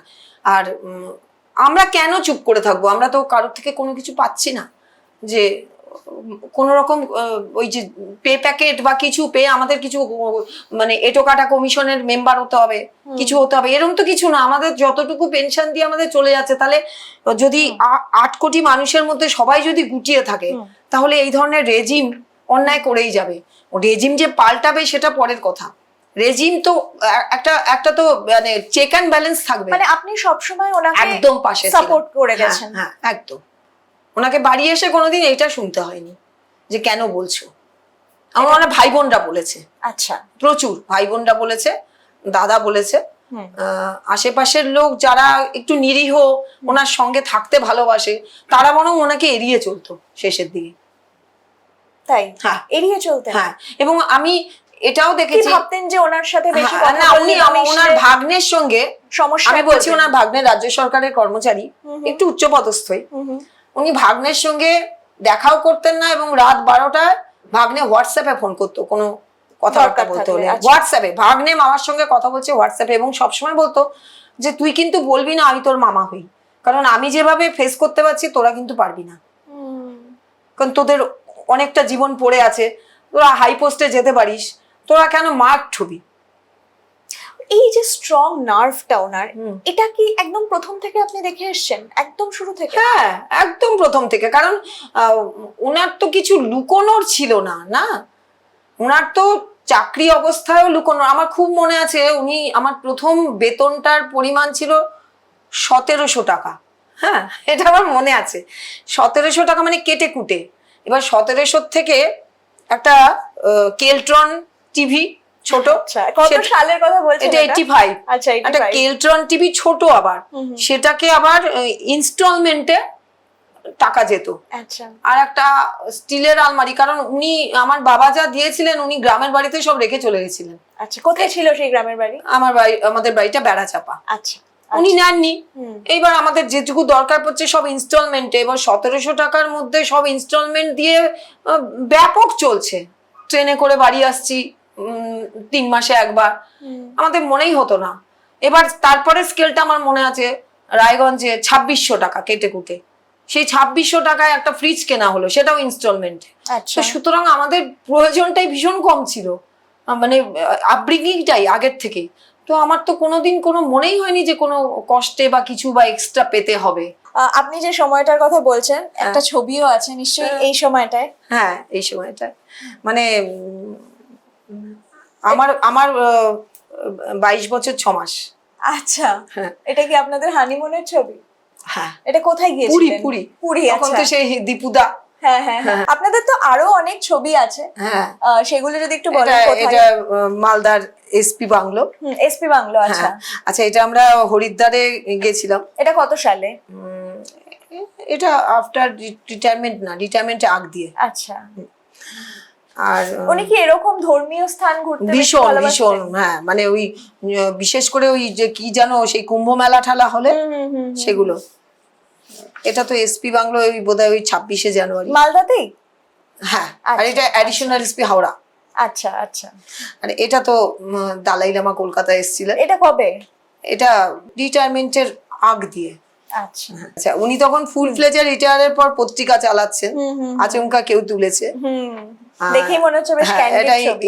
ইন্টেলিজেন্স ব্রাঞ্চে। আচ্ছা, ইন্টেলিজেন্স ব্রাঞ্চে উনি কতদিন ছিলেন? ইন্টেলিজেন্স ব্রাঞ্চে ওনাকে সারা জীবন বহুবার তাই? 13 লর্ড সিনা রোড। আচ্ছা, এটাও তো দালাই লামার সঙ্গে ছবি। এটা হায়াত রিজেন্সিতে দালাই লামা উঠেছিলেন। আমার খুব প্রিয় ক্যারেক্টার।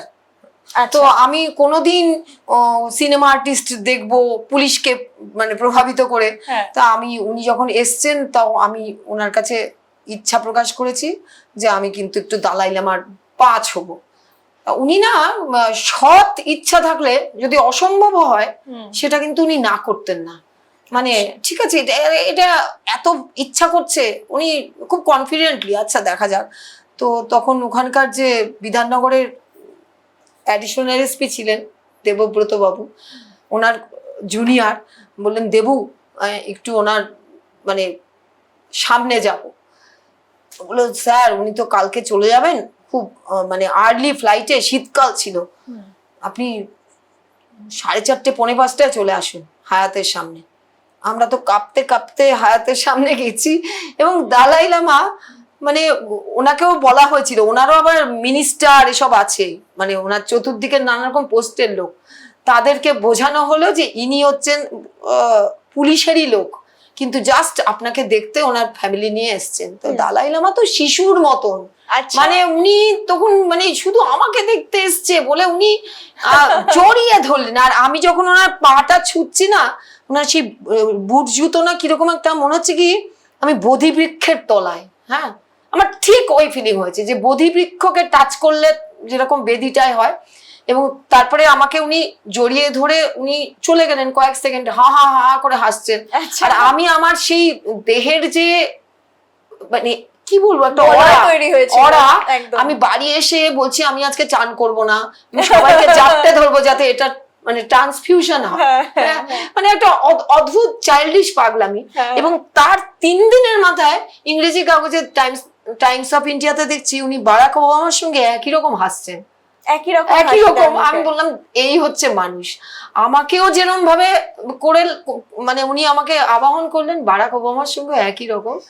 তো সে অনুভূতি, এটা এটা 2006 আমরা বেনারসের নৌকো। আচ্ছা, হ্যাঁ, আপনি তো বলছিলেন উনি বেনারস হ্যাঁ, যেতে খুব ভীষণ। ভালোবাসেন। বেনারস যেতে না, বেনারসের উপর ওনার একটা অদ্ভুত রকম ছিল, অদ্ভুত।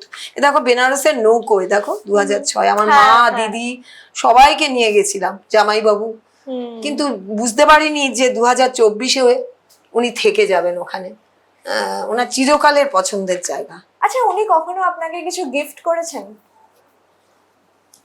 হ্যাঁ, মানে উনি যে খুব কাঠখোট্টা মানুষ ছিলেন তা না। উনি আমাকে বলে না, উনি সবাইকেই ভীষণ দিতে থুতে ভালোবাসতেন। আচ্ছা। কিন্তু মুশকিল হচ্ছে যে প্রথম বছর যে বিয়ের তারিখ সেটা একটা বাংলা বন্ধ ছিল। আচ্ছা। তো ওনাকে দেখেছিলাম ড্রেস পরে বেরিয়ে যেতে, মানে ইউনিফর্মে, বাংলা বন্ধ 86। তো আমি ওনার ওনার সেই অবস্থা ছিল না যে উনি গিফট দেন ওই রকম। পরে যখন ওনার বেশ কিছুটা এগিয়ে গেছে জীবন, তখন আমি ওই বাড়ির মধ্যে ঘোষণা করতাম আজকে আমার জন্মদিন, আজকে আমার বিয়ের তারিখ, মানে এটা ঘোষণা সবার, যাতে কানে কেউ শোনে। তারপরেও দেখতাম যে উনি একটা দোকান খুলে রাত 10টার সময় একটা কাপড় ঠাকুর আনার চেষ্টা করেছেন, কিন্তু সেই কাপড়ের রং খুব একটা পছন্দ হতো না বা টেক্সচার পছন্দ হতো না। পরে উনি সমালোচিত হয়ে রণে ভঙ্গ দিয়ে শেষে ক্যাডবেরিতে এসে থেমেছিল, এইটুকু আমার মনে আছে। কতবার এরকম শাড়ি এনেছিলেন আর দু আপনার তিনবার, পছন্দ দু হয়নি? তিনবার পছন্দ, মানে আমি খুব যে একটা খুব লোক তা না, কিন্তু ওই খুব মানে কি বলবো ঝকমকে জিনিস পছন্দ করতাম না, যেটা হয়তো ওনার সঙ্গে মিলতো না।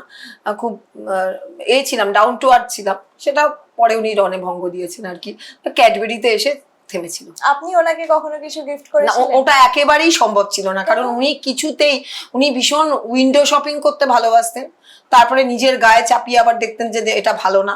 কিন্তু আমি কিছু কিনে আনলে ওটার মধ্যে থেকে খুদ বেরোবেই।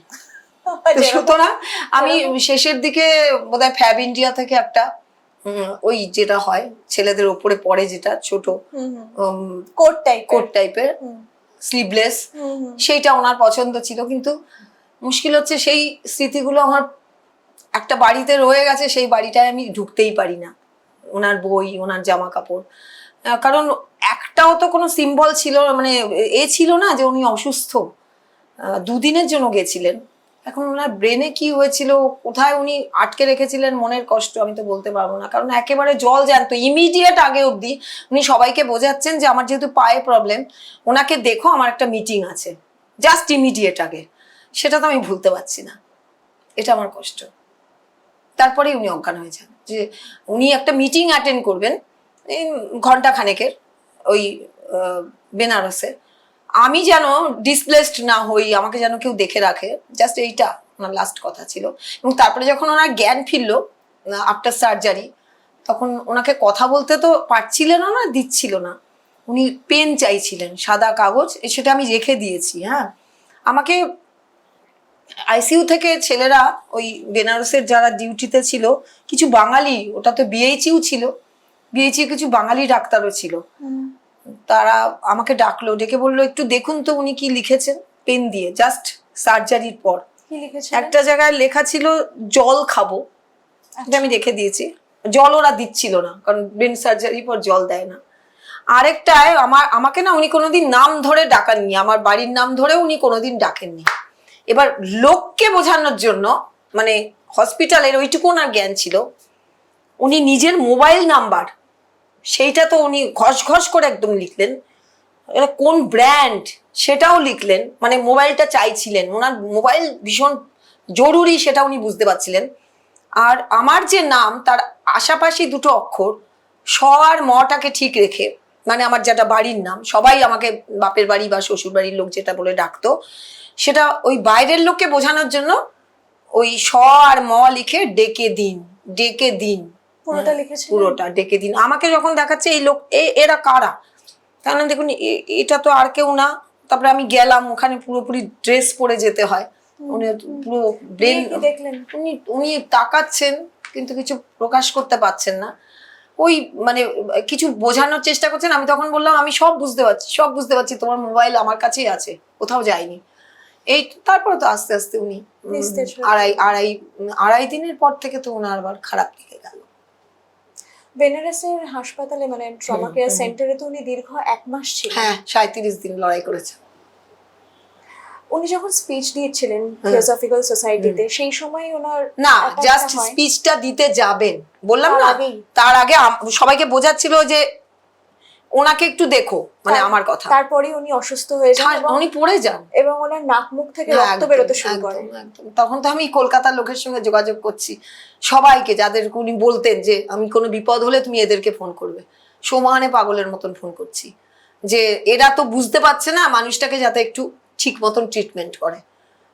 তো সেরা যে যেভাবে পেরেছে করেছেন। ওনার তো খুব মানে ক্রনিক ডিজিজ কিছু ছিল না। একদমই না। মানে এই এই জন্যই বয়সে অনেকের প্রেশার না, একটা যেটা হয় ছেলেদের একটা ওই প্রস্টেটের, সেটার মেডিকেশন চলছিল।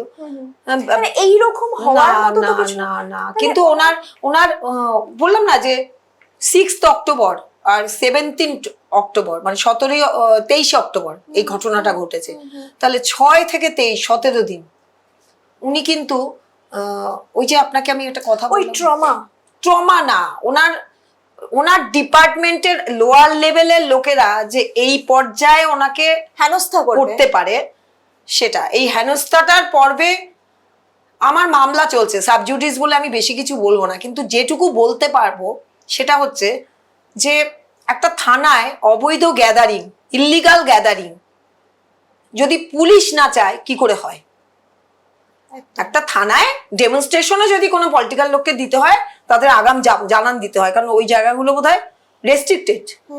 তাহলে প্রাইভেট মিডিয়ায় ধরা পড়লো যে ইল্লিগাল গ্যাদারিং, তারা এমন কিছু জিনিস এনেছিল পড়াবে বলে, একটা রাষ্ট্রপতি পুরস্কার, রাজ্য পদক পাওয়া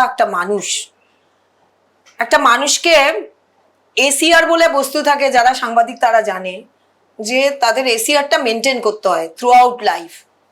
যদি কোথাও বিচ্যুতি থাকে তাহলে রাষ্ট্রপতি পুরস্কার হবে না, রাজ্য পদকও হবে না।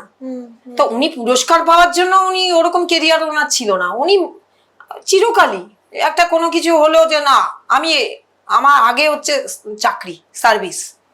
তো সেই রকম একটা মানুষকে যদি আগাম জানিয়ে দেওয়া সত্ত্বেও 6 ঘন্টা চুপচাপ বসিয়ে রাখা হয়, তাকে কোনো বলা হয় না যে আপনি ঘুরে আসুন বাড়ির থেকে স্যার, বা একজন রিটায়ার্ড আইপিএস অফিসার তো সিনিয়র সিটিজেন, তাকে বাড়িতে গিয়েও কোয়ারি করা যায়।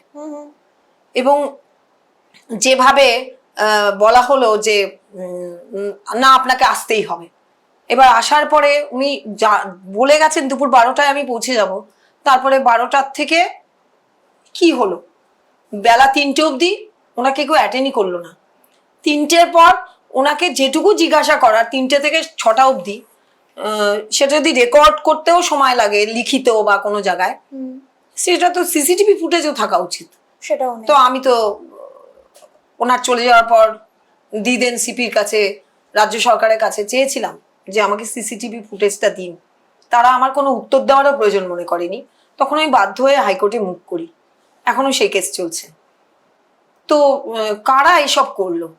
এবং সেই যে 17 দিন উনি বেঁচে ছিলেন, ওনার মধ্যে একটা এই রেজিমের প্রতি একটা বিতৃষ্ণা চূড়ান্ত ভাবে, যার জন্য উনি বলেছিলেন যে এই রেজিমে যাওয়া উচিত, দরকার হলে আমি নির্দল হয়েও দাঁড়াবো, দেখি। একটা অভয়াকাণ্ডের পর এই ঘটনাটা ওনার সাথে ঘটলো, একটা মেয়ের জন্য উনি এইরকম একটা পজিশনে পড়লেন, এরকম একটা পরিস্থিতি। না, একটা অভয়াকাণ্ডটা ছিল ওই একদম মানে অপটিমাম। তার আগে নিয়োগ দুর্নীতি, উনি সমানে বলে গেছেন যে পার্থ চট্টোপাধ্যায়কে কেন আপনি করছেন না, স্টেপ ডাউন করতে বাধ্য করছেন না। আপনি দেখবেন বাইটে পার্থ চট্টোপাধ্যায় কিন্তু স্টেপ ডাউন করানো হয়, উনি করেন, উনি জেলে গেছেন। উনি রোজ বলতেন যে এরপরে বাক কমিশনের রিপোর্ট বেরিয়ে গেছে, সবকিছু বেরিয়ে গেছে, আর কি বাকি থাকে, এবার স্টেপ ডাউন করুক, একটা তো দায়বদ্ধতা থাকে। বা খাদ্যমন্ত্রী উনি সমানে বলে গেছেন যে তার মেয়ে টিউশনি করে 2 কোটি টাকা ব্যাংকে, এটা কি করে হয়? আপনি একটা মানে সততার প্রতীক কি করে হচ্ছে? আপনার প্রত্যেকটা ডিপার্টমেন্টে এইরকম অবস্থা। এবং মজার কথা যে উনি অ্যাজ ডিআইজি সিআইডি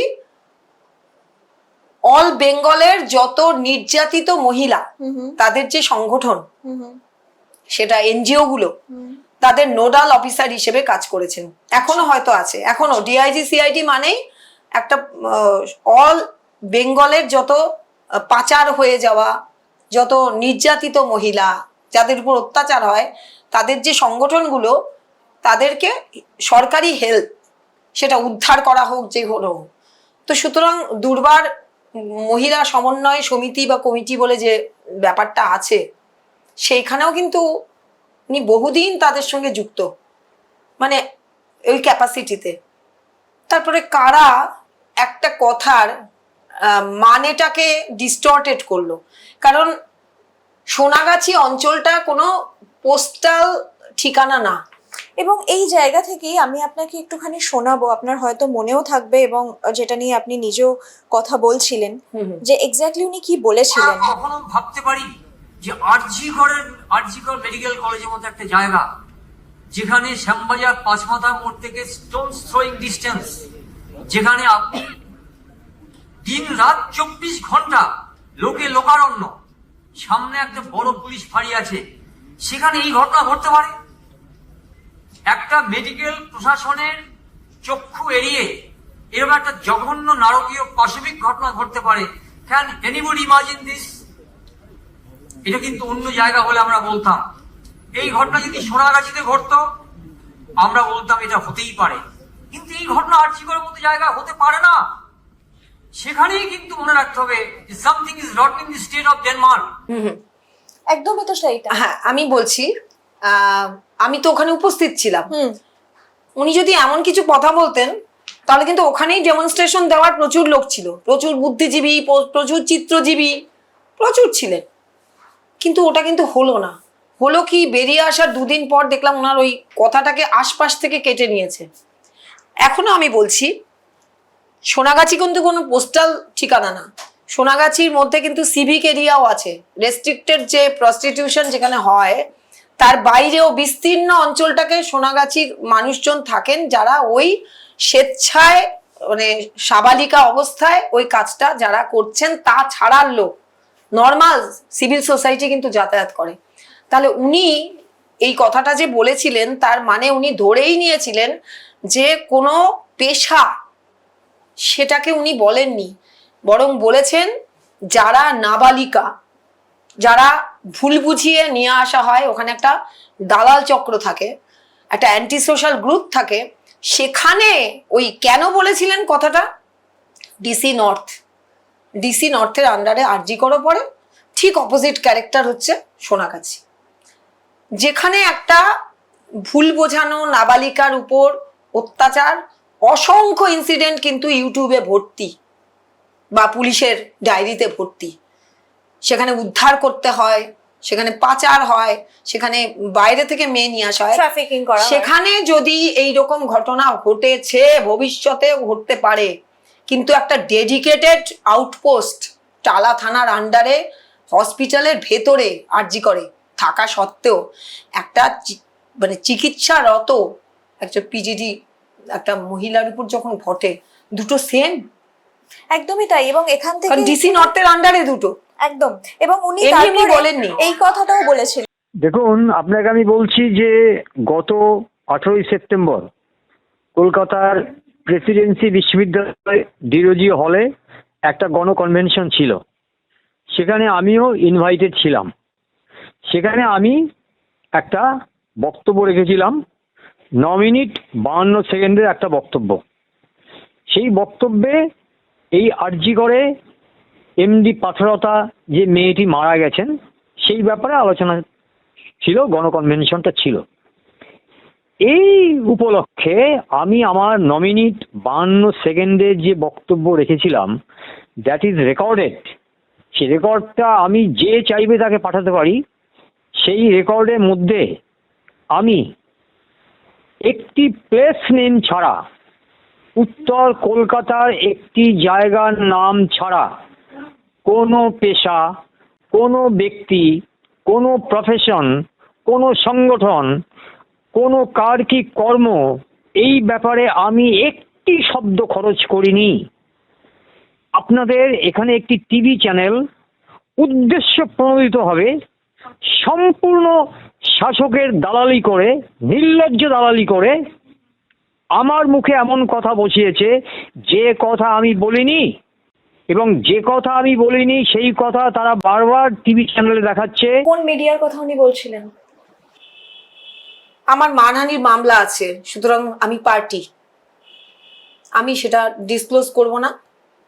তবে আপনারা সেটা ইজি অ্যাভেলেবল ইউটিউবে, আপনারা সেটা দেখে নিতে পারেন, বা আমি মানে অফ দ্য মাইক আমি বলতে পারি। অনেক সাংবাদিক তো তাকে নিয়ে লেখালেখিও করেছিলেন সেই সময় ফেসবুকে, আপনি নিশ্চয়ই দেখেছিলেন সেগুলো। আপনি নিশ্চয়ই সেগুলো নিয়েও প্রতিবাদ করতে চেয়েছিলেন।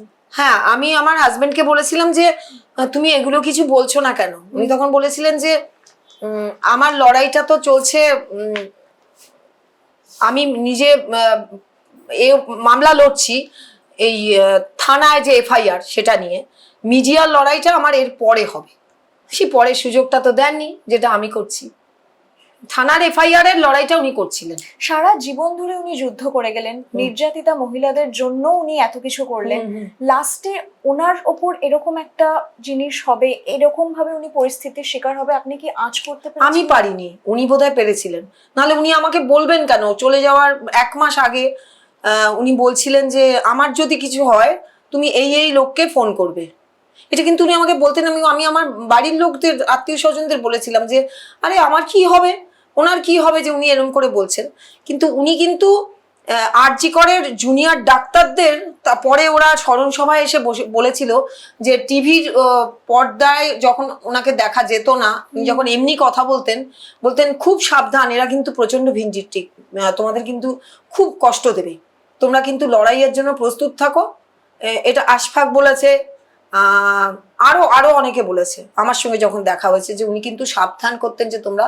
পরে যখন ওদের ট্রান্সফার হলো, আমরা দেখলাম যে মেধার ভিত্তিতে হলো না, পরে আবার বোধহয় এই রাজ্য সরকার আবার ওদের ঠিক জায়গায় ফিরিয়ে এনেছে। ওদের সুপ্রিম কোর্ট অব্দি যেতে হয়েছিল, মাহাতোকে, আশফাককে, দেবাশিসকে।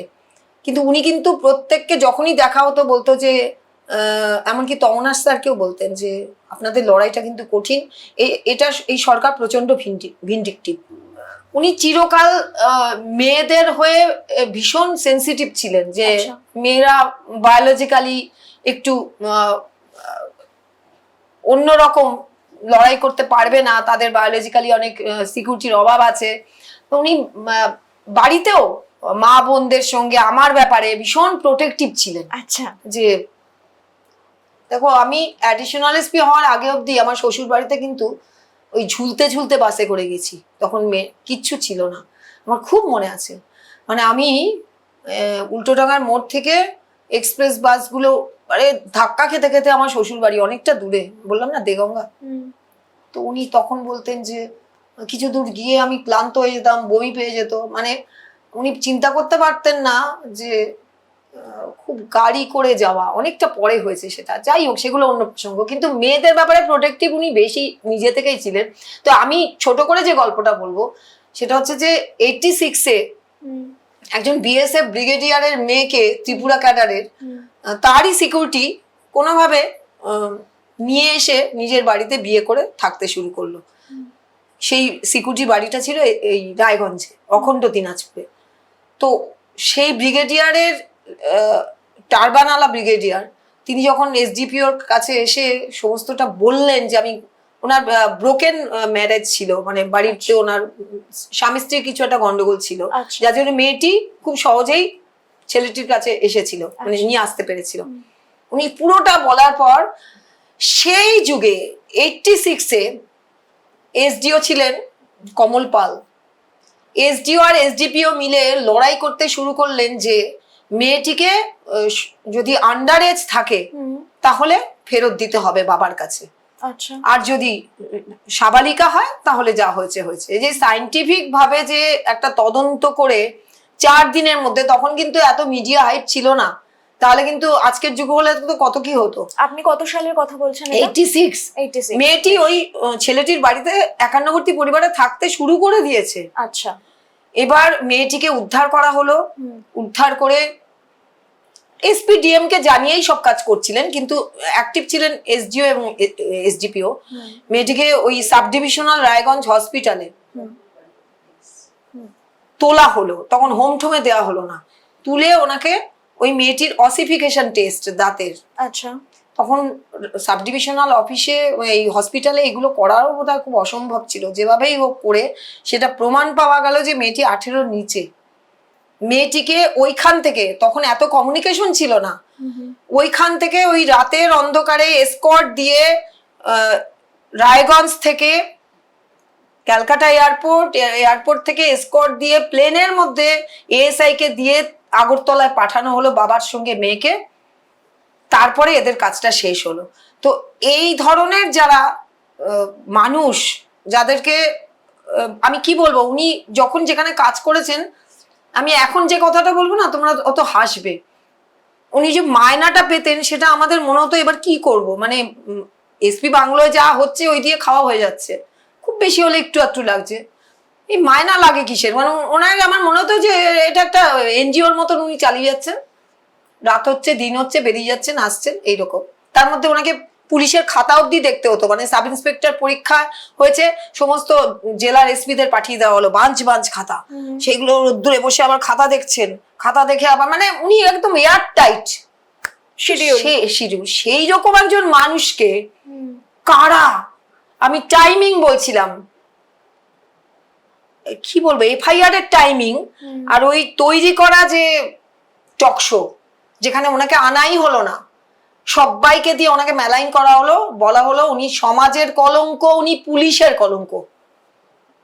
টাইমিং মানে 2-3 ঘন্টার টাইমিং এর বোধহয় এদিক ওদিক, মানে সন্ধ্যে 6টা কি 7টায় হয়েছে এফআইআর, আর 8টা থেকে চালিয়ে দিল, এবং তারপরে চলতেই থাকলো। দেখুন বাঙালি আইপিএস এর কি কীর্তি, সবাই মিলে, এমনকি এমন কিছু ডিজিটাল বলেছিল উনি যদি মানহানির মামলা করেন দেখে নেব, তখন উনি বেঁচে আছে, দেখে নেব, এত জঘন্য কাজ করেছেন। অথচ ওনার ভার্সনটা কেউ ওনার ভার্সনটা নিচ্ছেন না, একমাত্র একটি ডিজিটাল নিয়েছিল, তাতে আবার বিপ দিয়ে দিয়েছে, উনি যে কথাগুলো বলছিলেন তাতে আবার বিপ দিয়ে দিল, হ্যাঁ, যাতে পুরো ক্লিয়ারটা না আসে। ওরা দেখালো ওদের জার্নালিজমের এথিক্স অনুযায়ী ওদের বিপ দিতে বাধ্য করেছেন কোন একটা শব্দের জন্য। তো উনি একজন 70+ সামাজিক মানুষ হয়ে উনি কি জানেন না যে কোন কথাটা প্রচারযোগ্য না? বিপ দেওয়া হলো কেন? ইন্টেনশনালি। তো সেটা নিয়ে আমার মানহানির মামলা চলছে, এর বেশি তো আমি কিছু বলতে পারবো না, হয়তো আমি দেখে যেতে পারবো কি পারবো না আমি জানি না। সেই সময় তো মনে আছে আমার যে জুনিয়র ডাক্তাররা বিনীত গোয়েলকে একটা মেরুদণ্ড দিয়েছিলেন, সেই দিন বাড়িতে ফিরে উনি আপনাকে কি বলেছিলেন মনে আছে? আমায় বাড়ি ফিরে বলতে হয়নি, আর্কাইভে আছে, উনি বলেছিলেন, আমি খুঁজে দিতে পারি, যে আমি যদি ওই জায়গায় থাকতাম আমি আমার পদ বাঁচানোর জন্য ওটা নিতাম না। আমি যদি বুঝতাম যে আমি ঠিক কাজ করেছি আরজি করের সমস্ত ব্যাপারটা, আর ওরা আমাকে বেআইনি ভাবে মেরুদণ্ড দিতে এসছে, তাহলে আমি বলতাম, কারণ ওদের কিন্তু দুটো শর্ত ছিল, যে উনি স্টেপ ডাউন করুন না হলে মেরুদণ্ড নিন, আইদার অর ছিল। কিন্তু উনি কিন্তু মেরুদণ্ড নিয়ে ওনার পথটা বাঁচিয়েছিলেন, যেটা পরবর্তীকালে বাধ্য করেছিল ওনাকে সরে যেতে ছাত্রদের আন্দোলন। আর ওনাকে যারা ভুয়ো এফআইআর করলো ততক্ষণে বিনীত গোয়েল কিন্তু স্টেপ ডাউন করতে বাধ্য হয়েছে, সরাতে বাধ্য হয়েছে রাজ্য সরকার। ততদিনে সম্ভবত মনোজ ভার্মা ছিলেন, ওনাকে যে পুলিশ কাণ্ডটা করেছিল। শেষের দিনগুলোর কথা আপনি বলছিলেন যে শেষে কিরকম হয়েছিল, উনি বলছিলেন ওনার মুখটা খুব কালো হয়ে গেছিল সেদিন, এবং তারপর থেকে ওনার কোনোদিন না, উনি চরম শত্রুকে ওনার চোয়াল শক্ত করে কিছু বলতেন না, উনি ভীষণ ক্ষমার ছিল, উনি রাগী ছিলেন। আমিও যদি কোনো রাগের কারণ করতাম সহজে ক্ষমা করতেন না, কিন্তু শেষমেশ ক্ষমাশীল ছিলেন। কিন্তু শেষ 15 দিন আমি জানি না, আমি কেন বুঝতে পারিনি, ওনার কিন্তু এই সরকারের প্রতি একটা প্রচন্ড বিতৃষ্ণা, যে এরা কিন্তু আর ভালো হবে না, বিতৃষ্ণা, ক্ষোভ। হ্যাঁ, যে সমস্ত কিছু এবং জমে যার ছিল জন্য বলে। উনি বলতেন যে আমার দরকার হলে আমি নির্দলে দাঁড়িয়ে 26-এ দাঁড়াবো, এরকম একটা কথা বলতেন, যেটা আমরা খুব ক্যাজুয়ালি নিতাম। আচ্ছা, আপনি কখনো ওনাকে ভেঙে পড়তে দেখেছেন? না, ওনার ছোট ভাই মারা গেছেন অ্যাক্সিডেন্টে, তখনও ভেঙে পড়তে দেখিনি। ওনার উপর দিয়ে এই যে আপনাকে বললাম যে একটা কাস্টোডিয়াল ডেথের মতন কাণ্ড ওনার এসপি মালদা থাকার সময় হয়েছিল। তাই কি হয়েছিল? ওটা খুব মারাত্মক ভাবে হয়েছিল। সেটা হচ্ছে যে উনি কোনো জায়গায় গেলে ওনার ইনফ্রাস্ট্রাকচার যা আছে সেটাকে উনি ভিজিট করতেন।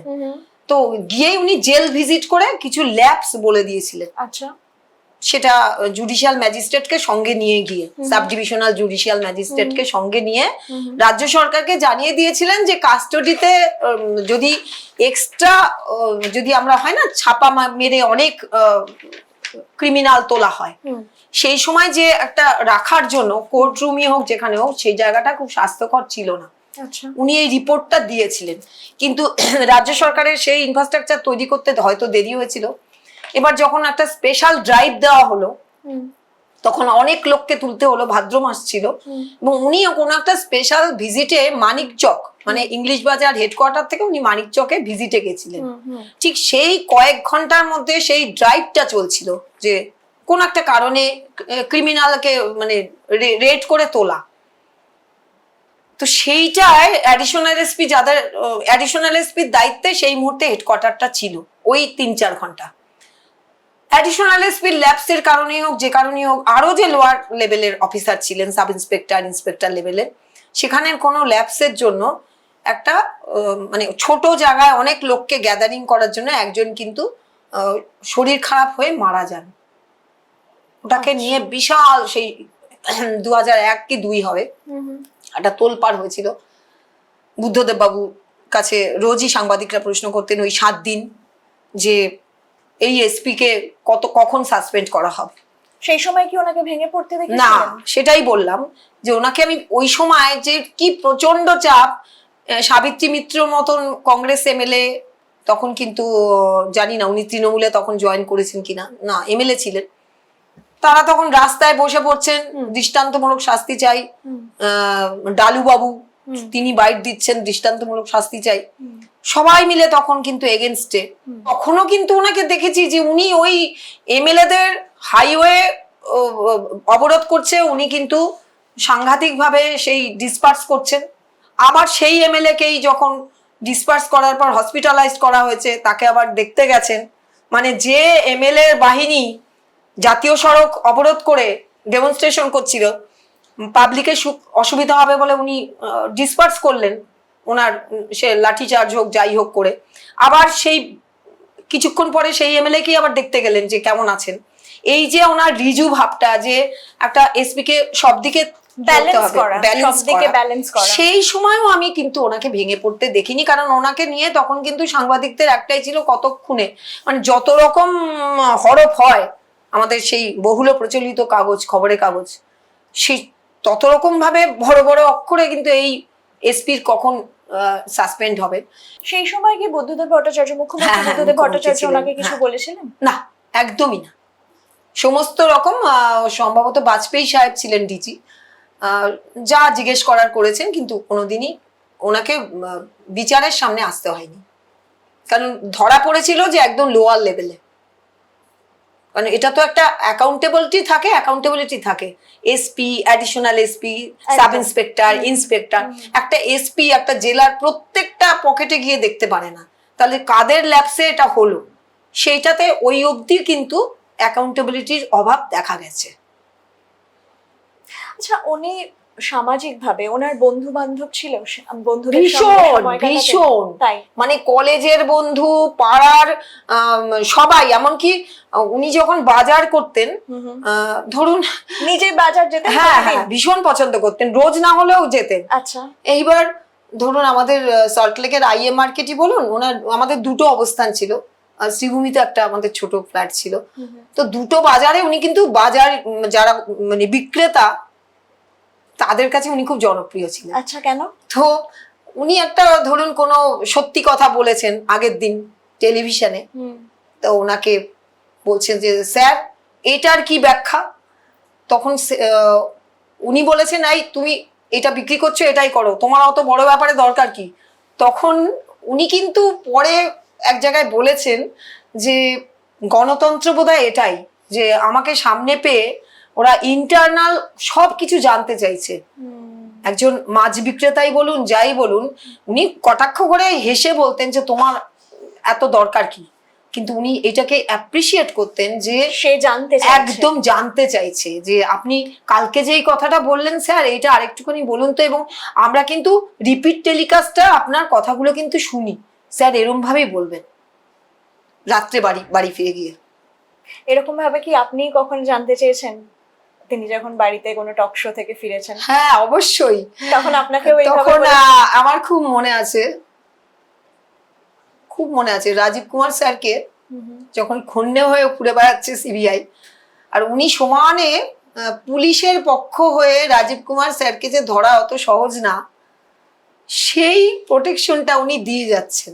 সারা পৃথিবী অ্যান্টি রাজীব কুমার, আর উনি কিন্তু খুব টেকনিক্যালি রাজীব কুমার স্যারকে ধরা অত সহজ হবে না কি কেন তার ব্যাখ্যা দিয়ে যখন বাড়ি ফিরছেন, আমিও তখন পাবলিকের মতন জিজ্ঞেস করেছি যে সারা পৃথিবী খুঁজছে তোমার এত যুক্তি। তখন উনি বলেছিলেন যে না, রাজীব কুমার স্যার যেটা করছেন সেটা তার ব্যাখ্যা কোনোদিন তিনি যদি মোকাবিলা করেন দিতে পারবেন, কিন্তু এইভাবে কিন্তু সিবিআই ওনাকে যেটা করছে এটা ঠিক হয়তো করছে না, বা এইভাবে পারবেনও না। এই যে ব্যাপারটা, মানে ওনাকে যখন সিবিআই খুঁজে বেড়াচ্ছিল কিছুতেই পাচ্ছিল না, ওনার তো খুব একটা প্রোটেকশনেই ছিলেন শাসক গোষ্ঠীর কিনা বলতে পারবো না। আজকে তো বলতেই পারি উনি রাজ্যসভায় গেছেন, কুলিং পিরিয়ড না দিয়েই উনি প্রমাণ করে দিয়েছেন যে উনি শাসকে দিল, সেটা আমার ব্যক্তিগত। কিন্তু উনি কিন্তু ওনার যে জাতের সঙ্গে উনি কাজ করেছেন তাদেরকে যে সুযোগ পেলেই একটা বাইট করবেন এরকম ছিলেন না। ওনার ভীষণ একটা ডিপার্টমেন্টের সাপোর্ট করে গেছেন, না সাপোর্ট না হলেও ডিপার্টমেন্টের প্রতি উনি দেখুন, আমি রাজ্য সরকারের যিনি উপদেষ্টার পদে বহুদিন ছিলেন আলাপন বন্দ্যোপাধ্যায়ের কনস্ট্রাকটিভ সমালোচনা করে গেছেন, আর্কাইভে আছে। কারণ আলাপন বন্দ্যোপাধ্যায়ের সঙ্গে ওনার খুব ভালো রিলেশন ছিল ব্যক্তিগতভাবে, কিন্তু তার মানে এই না যে রাজ্য সরকারের উপদেষ্টা হিসেবে আলাপন বন্দ্যোপাধ্যায়ের ল্যাপসটা উনি বলবেন না, বা মুখ্যমন্ত্রী এত উপদেষ্টা থাকা সত্ত্বেও কেন আলাপন বন্দ্যোপাধ্যায় যিনি কোনোদিন তার ওনার কথা অনুযায়ী যে গঙ্গার ওপারে যাননি, বাম আমলেও না তৃণমূল আমলেও না, তাহলে তিনি কি করে নর্থ বেঙ্গল নিয়ে টোটাল স্টেট নিয়ে উনি উপদেষ্টা হওয়ার মতন উপদেশ মানে এক্স চিফ মিনিস্টারকে দিতে পারবেন?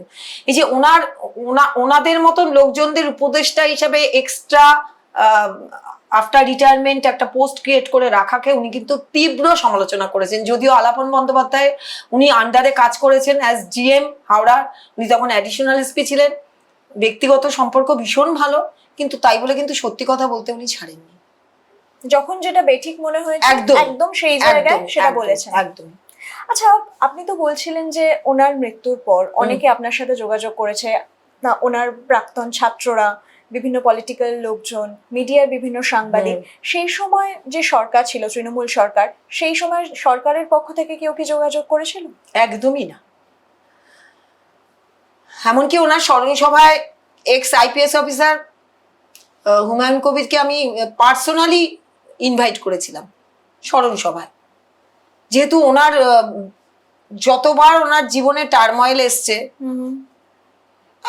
চাকরির সূত্রে, উনি কিন্তু ভীষণভাবে আমার হাজবেন্ডের সঙ্গে পার্সোনাল সম্পর্ক রেখে তার পরামর্শ না হলেও অন্তত সেই সময় সাপোর্ট সিস্টেম হিসেবে আমি দেখেছি প্রচন্ডভাবে ওনাকে ফোন করতেন। হুমায়ুন কবির স্যারের ফোন করতেন, কারণ বামফ্রন্ট আমলে অনেকবার ওনাকে ঝামেলায় পড়তে হয়েছে, বা উনি, আমি বলবো ব্যক্তিগতভাবে, ওনার যখনই একটু লাইমলাইটের বাইরে পোস্টিং হয়েছে উনি কিন্তু সেটাকে মনে করেছেন যে এটা ঠিক হলো না। তখন কিন্তু বিভিন্ন সময় আমার হাজবেন্ডকে পার্সোনাল ইকুয়েশনে ফোন করতেন, সাপোর্ট হিসেবে কথা হতো। সেই মানুষটি নিজে থেকে তো ফোন করলেনই না, বা ওনার উপর যখন আক্রমণ হলো তখন যে আইপিএস অ্যাসোসিয়েশন যেটা অ্যাক্টিং আইপিএস অ্যাসোসিয়েশন এবং রিটায়ার্ড আইপিএস অ্যাসোসিয়েশন কেউ একবার এগিয়ে এসে বলেনি যে অন্যায় হচ্ছে। এবং আমি পরবর্তীকালে বুঝতে পেরেছিলাম যে এই যে সিকিউরিটিটা সবাই এনজয় করে রিটায়ারমেন্টের পর, সেইটা যে পাছে উঠে না যায় এরকম একটা আশঙ্কা থেকে কেউ কিন্তু ওনাকে একটাবার ফোন করে অবধি জিজ্ঞাসা করেনি, একমাত্র ওনার একজন ব্যাচমেট ছাড়া, যে ওনার সঙ্গে কি হচ্ছে। একটা প্রতিবাদ আইপিএস অ্যাসোসিয়েশন যারা এখন আছেন কিংবা এক্স আইপিএস রিটায়ার্ড যে অ্যাসোসিয়েশন, তারা বছরে একবার দুবার মিটিং ডাকেন, খাওয়া দাওয়া করেন, তাহলে তাদের এই অ্যাসোসিয়েশন কিসের জন্য? আপনি বলছিলেন যে সল্টলেকের বাড়িতে যে ফ্ল্যাটটায় উনি আপনারা দুজন লাস্ট আমরা থেকেছি, হ্যাঁ, সেখানে আপনি এখন আর যেতে পারেন না। কোন স্মৃতিগুলো তো সমস্ত বাড়ির হ্যাঁ, যত্রতত্র ছড়িয়ে রয়েছে, সেইগুলো এখনো নিশ্চয়ই আপনাকে কুড়ে কুড়ে খায়। আমি একদম, তো আমি ধরো কোনো ডকুমেন্ট খোঁজার জন্য গেলাম, কয়েক সেকেন্ডের মধ্যে আমি কতক্ষণে বেরিয়ে আসব।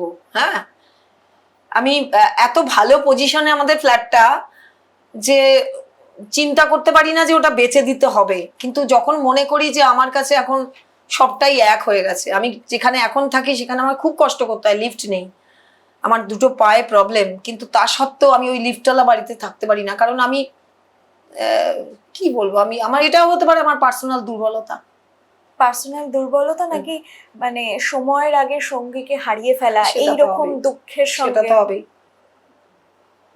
আমার সমস্ত কিছু লড়াই, সমস্ত কিছু খুনসুটি, সমস্ত কিছু ঝগড়া, মান অভিমান, সবকিছু সব ওখানে রয়েছে।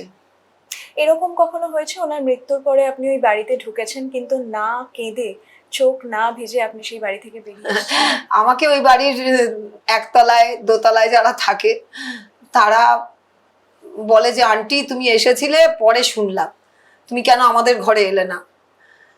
আমি ওদের ফেস করতেই পারি না, কারণ আমার গেলেই ওখান থেকে একটা সব দেওয়াল থেকে মনে হয় ওনার কণ্ঠস্বর ভেসে আসছে, উনি বকছেন, উনি উপদেশ দিচ্ছেন, উনি মজা করছেন, বা আমাদের ওই ক্যারাভান যে গানের যে যন্ত্রটা আজকাল হয়েছে ওখানে আমি ভীষণ ওগুলো শুনতাম, সেগুলো আমি বলবো তো যে এগুলো খুব পার্সোনাল, আমি শেয়ার করতেও বোধহয় ঠিক মতো পারছি না, খুব পার্সোনাল। কিছু গান যেগুলো আপনারা একসঙ্গে শুনতেন?